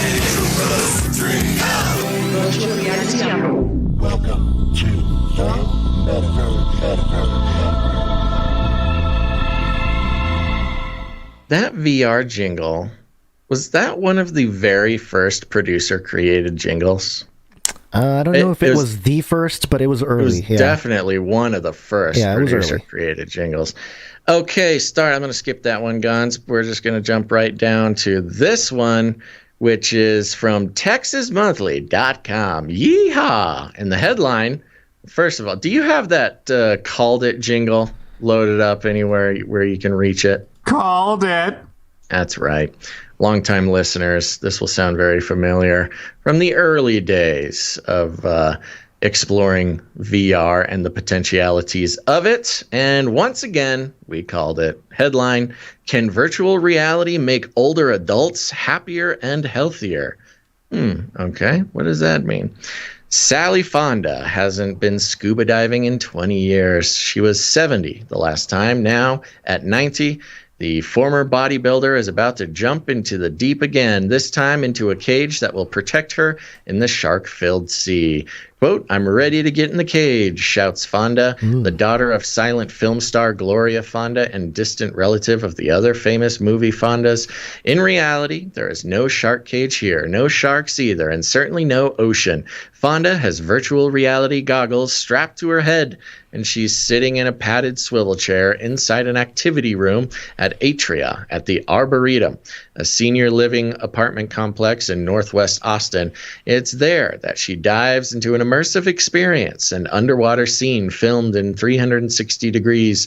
Fonda moves her head up and down, left and right, the view changing with each turn. Schools of fish bobble above. Sharks glide all around. Fonda reaches a hand out toward one of the ocean predators. Whoa, says the nonagenarian with blondish white hair. Non-agenarian? Non-agenarian? Yeah, what is that? Okay. I don't know what that is. Do you know what that is? I'm assuming they wanted to say she's 90, but maybe non-agenarian is sort of like a cute name for like, who cares how old I am? Oh, a person who is from 90 to 99 years old is a nonagenarian. Nonagenarian. Yeah, okay, there you go. After a few minutes, the goggles come off and the dive ends. Applause breaks out among the Atria residents who have been watching Fonda's adventure on a large screen in 2 dimensions, as opposed to the 3 Fonda has experienced. That was fun, Fonda says, laughing as she talks. I was right there. I loved it. Later, when some of the adrenaline is worn off, Fonda tells me, when you're 90, your life is over. This is going to make life new again. VR is going to make life new again, Gonz. Oh, wow. That's exactly what Plano-based company called Mind VR, which develops VR content specifically for seniors, is banking on. Virtual reality with its bulky headsets and future-forward controllers is most often associated with young gamers who have plenty of companies chasing after their dollars. But Mind VR is one of just a few tech firms targeting the senior set with custom-made virtual experiences that range from skydiving to Broadway shows. The company believes that kind of content can provide more than entertainment. It can also serve as therapy, perhaps even FDA-approved therapy for seniors. It's even better therapy. It's FDA-approved. For seniors in assisted living and memory care units. Quote, I'd like to see Mind VR be that new easy VR product with recreational and therapeutic benefits for a booming population of older adults, says Chris Brickler, the company's co-founder and CEO. Some predict the current $6.1 billion VR market will be worth $21 billion by 2025, and that number could get even bigger if older people embrace VR for fun or for health reasons. According to survey data from the market research company Global Web Index, only 6% of those aged 55 to 64 in the US and the UK have ever used a VR headset. Mind VR and the other two leaders in the nascent industry, Scotland's VRama and Massachusetts-based Rendeavor, which have developed a VR tool for AARP. Woo! Are out to change that. All three companies offer VR experiences that they say can provide brief escape from what can be an isolating experience of living in senior care facilities. Quote, VR can bring the outdoors to people who are confined in their own spaces or have mobility issues. Maybe like a quarantine. Like a quarantine, especially in a old folks home, says Maj Awan, Senior Vice President of Technology and Business Strategy at Leading Age, a nonprofit that represents more than 5,000 aging-focused businesses, consumer groups, and researchers. Quote, we've seen applications using virtual reality for physical therapy, and VR can assist those with visual impairments. Improving senior health in that way is exactly what Brickler says he had in mind from the start with Mind VR. And it goes on quite a it's big long paragraphs about the business side of things here. But the VR is a perfect place to, like Fonda said, give new life, Gonzo, to those who feel like their life is over. You know, are we going to be hanging out in VR metaverse? Yeah, most definitely, and it'll be most definitely okay. Grambo in the metaverse, verse. Think about it's gonna be a whole thing, man. I've always pointed out how we're the last generation before the internet became a thing. Yeah, imagine being that guy in the metaverse in like 40 years. You know, I've been on this VR headset since 2018. I lived through a pandemic in this headset. They'll probably say, "Oh, they had VR in 2018." Yeah, they'll probably won't even know that the VR existed. It was a 5-pound helmet I had to wear on my face, and I had googly eyes on the front. What? You wouldn't understand. Injection. Oh, yeah, you kids with your nanobot contact HoloLenses and Neuralink brain computer interfaces. Back in my day, only happy pigs had Neuralink. Good reference to Elon Musk there. Okay, so one more in the VR realm, and this goes to the conversation about empathy that I've been saying is going to be used. Emotional intelligence as part of the VR shift here, along with other worldly agendas. Cordis.europa.eu, unraveling the persuasive... Oh, wait, is that an ad? I think I read the ad. Sorry, not that. Can virtual reality shift our perspective on issues like climate change and immigration? I bet I can guess what their answer is. This question was at the heart of the PERS VR project. Every company is going to have a VR We're going to start seeing all these companies Everybody's with the going to have their VR, own little metaverse thing. which aim to explore the power of persuasion of 360 virtual reality narratives. The results of their empirical study could very well change the way developers and journalists look at virtual reality as a means to tell convincing stories. So, Mercer propaganda, the future form of propaganda. Totally. I mean, it's very similar to the stuff before. Here's a quote: "The issue of climate change and refugees often feel far away from us.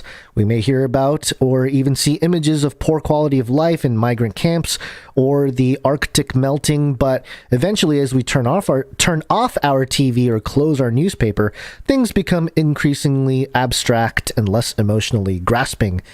The trouble is that we need to take on these challenges now, and raising citizen awareness is a key ingredient to timely action," says Thilo Hartman, professor of virtual reality and communication at VU Amsterdam. Professor of virtual reality? I wonder what it would take to get your professor of virtual reality, Basil Rosewater. They should give me an honorary doctorate. You just got to find the right guy that'll pass it on. You need to contact this guy, Thilo Hartman. Where is this place? Europe somewhere? Amsterdam. Yo, Mr. Jag. Mr. Jag. You gotta know somebody over there who can hook me up. Activate EU listeners, that'll be our mission. Give me an honorary doctorate at Virtual Reality University. I can see who is this guy? Oh, this person here wearing the googly eyes. He's the googly eye guy. You know him. No, I don't know him. It goes into the power of narrative VR, and that's it. It's the emotional manipulation of this technology, which is both profound technologically and all that, but also it could be used for incredibly nefarious reasons. And if we're talking about the dopamine rush and all that stuff in social media that has become apparent in the last few years of how all that operates. And, interestingly, a lot of people learned about it. There was like mainstream documentaries about the whole problem with social media and Facebook and that whole thing during the elections and all that. But no one's going to learn their lesson. They're going to forget about all that once the new tech comes out, the new hardware, everyone jumping into VR. There's going to be a segment of people that just dive right into the corporate, slots, little hallways, little portals. Mm-hmm. And, you got to pass the climate change immigration or declare it kiosk. somehow. Yeah, you got to declare it in some, or prove that you're part of some group that identifies with that to have access to certain rooms or certain metaverses. Yeah. Anyway. I know. It's the thing. It's the beast system. It'll be used for social engineering and control. Yeah. That's kind of the whole thing. So yeah. Well, all right. Okay. I need to get out of here. This is yes. I'm very late. Let's go. There you go, everybody. That's all we got for today's show. Thank you so much for your tuning in. We're going to be back on Friday. Friday is the 12th of November. Put it on your calendar. Press that notification button. Why don't you hit the like button on the video while you're at it? And before we go here, make sure to go clip more pieces of the show there. And also, let's see here. I want to let's see. Yeah. Okay. Sorry. November 12th. That's when the next show is. That will be episode 410. 410. And we'll be needing some producers for that episode. So consider it if you will. The lilies of the valley, the birds of the air, and also producing Canary Cry News Talk. Have you produced before? Maybe not. Hey, do you get any value out of the show? If you get any value out of the show, whether it's education or the analysis or entertainment or just some background noise while you're doing some chores, whatever the case may be, consider becoming a producer. It's so easy. All you do is pray about it, think about the kind of value you get out of the show. put a number on it, make that number important to you. That's the most important thing. And then go ahead and become a producer by heading over to patreon.com/CCNT if you want to join up there. Or even better, you can head on over to CanaryCry.Radio.com/support. CanaryCry.Radio.com/support. Yeah, it's a great thing to do. Trust me, you'll feel good. It'll feel cool to support the show, become a producer, be a part of something that you love. I mean, how often do we actually get to do that nowadays? And also make sure that Gonz's babies can keep eating all of his food, and that my cats won't run out of kitty litter. It's all up to you, folks. But thank you so much for the producers who had this show all up and running. And I want to thank them as well, starting off with our executive producer, Travis K. Thank you very much for that. Our associate executive producers, Derek H. and Dustin H. Thank you, guys. And, of course, thanks to the rest of our producers, producers Tyler, Carolyn F., Eric S., Jackie U., Amanda P., Morv, Sir Sigurd the Beast, Heather S., Scott K., 57 Chevy Girl, JC, Sir Samon's Knight of the Fishes, Sir Casey the Shield Knight, Gail M., Runk Smash, Aubrey W., Andy K., Ciara, Dr. Who Done Dat, Child of God, Veronica D., Green Mountaineer, and Raymond C. Thank you all for committing to keeping the show going and helping us out for this episode. And we look forward to thanking more people on Friday's show as well. But remember, you can produce the show in other ways. It's not just financially, if that's not in the cards for you. Of course, I want to thank our time stampers and our jingle makers and our artists for this episode. And if you're out there and you're a creative person and you want to give back to the show, become a producer in a creative fashion, go ahead, create something. Why don't you? Create something, why don't you? Come on, go ahead. And whether it's graphic art or music or jingles, whatever you do, go ahead and send it all to CanaryCryRadio@gmail.com if you like it easy, or CanaryCryRadio@protonmail.com if you like to keep it cyber sneaky.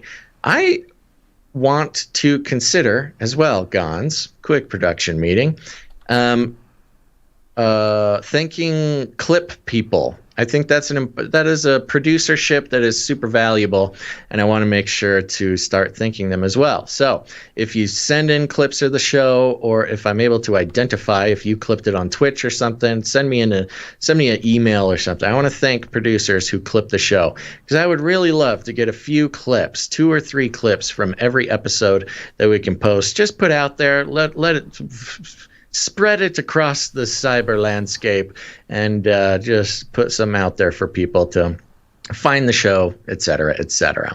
So thank you to everybody who clipped some pieces of the show today.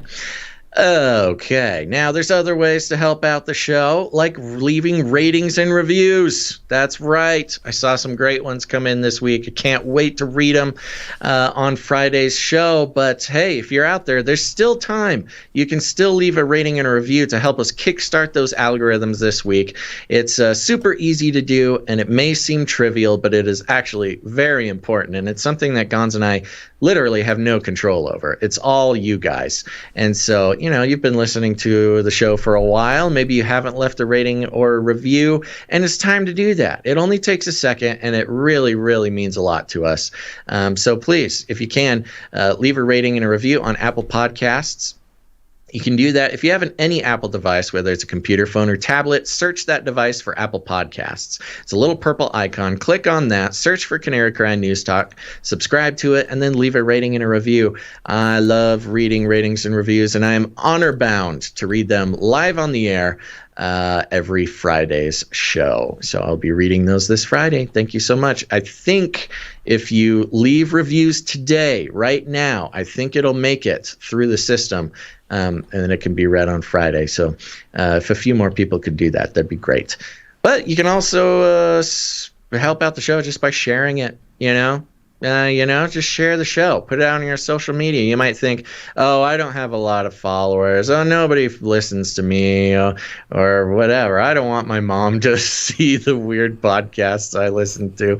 I can't blame you there. But whatever the case may be, it only helps us through the algorithms if you post the show. Don't worry about if you don't have a lot of followers or whatever. The more that those links get out onto the internet, the more algorithms grab them and share them with more people. So please hit that little share button, share it out. You can also just share it, with your friends face to face. That's always a great way to do it as well. But you can get more creative with it if you want. I mean, I'm not saying you have to, but some people, they're kind of into they're a little bit more quirky. They think outside the cage, and that's, one of the most important parts of this show is thinking outside the cage. So one way that you could do this that, somebody else might not be thinking of doing is, here's the thing. You become a millionaire and get into some financial investing, okay? It's just follow me, okay?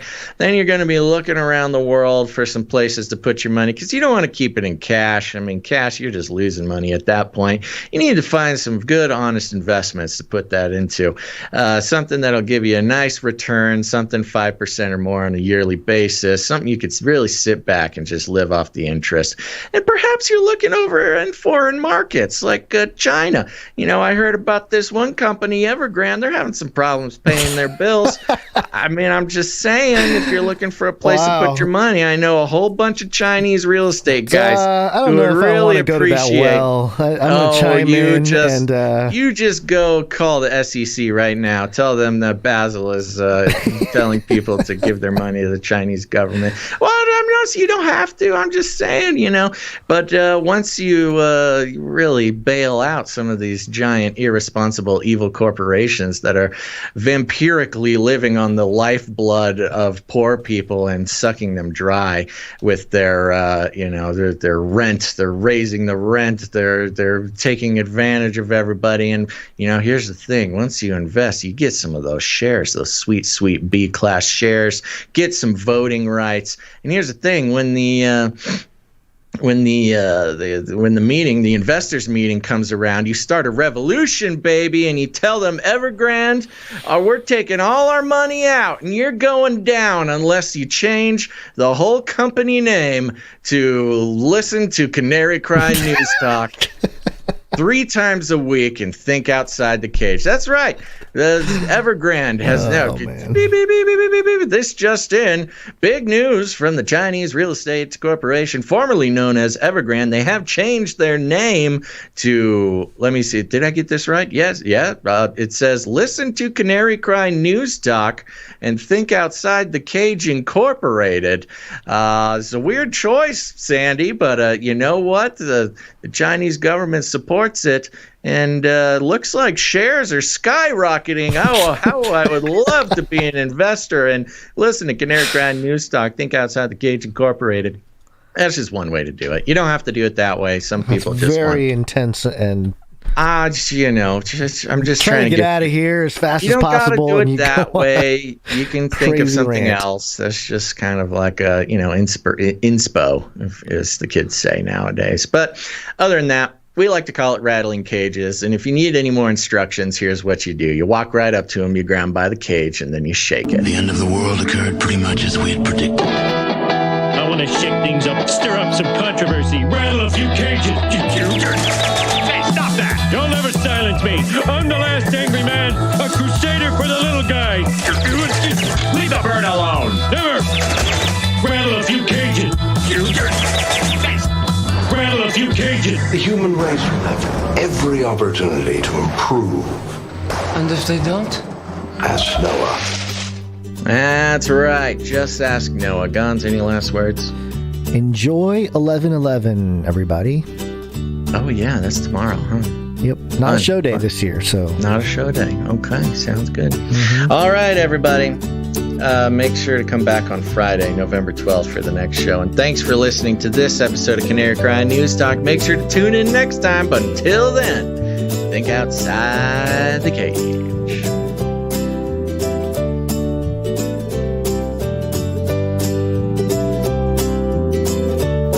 gonna die. Give me a break.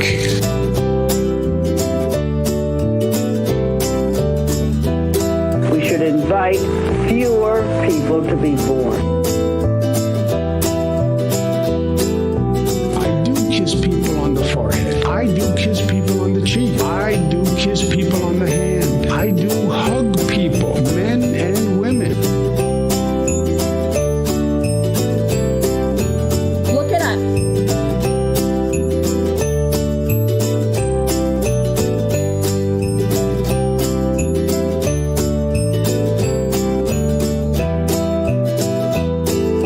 Demonic power! Can't deal with it right now, Basil. Remember, reality is an illusion. The universe is a hologram. Buy gold. Buy! I wanna shake things up, shake things up. I wanna shake things up, shake things up.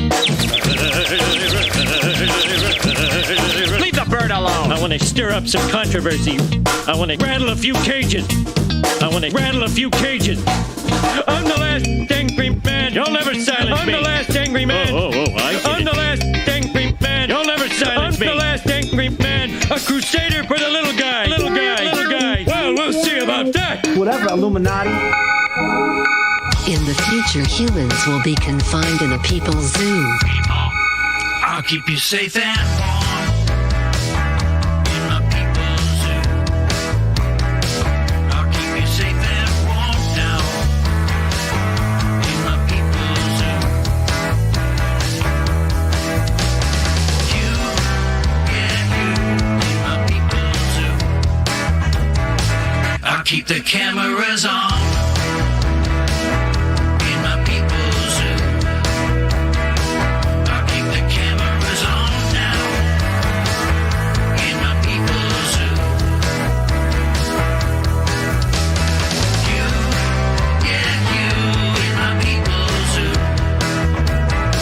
We were made by the aliens. They've been creating animal-human hybrids for decades. Call that.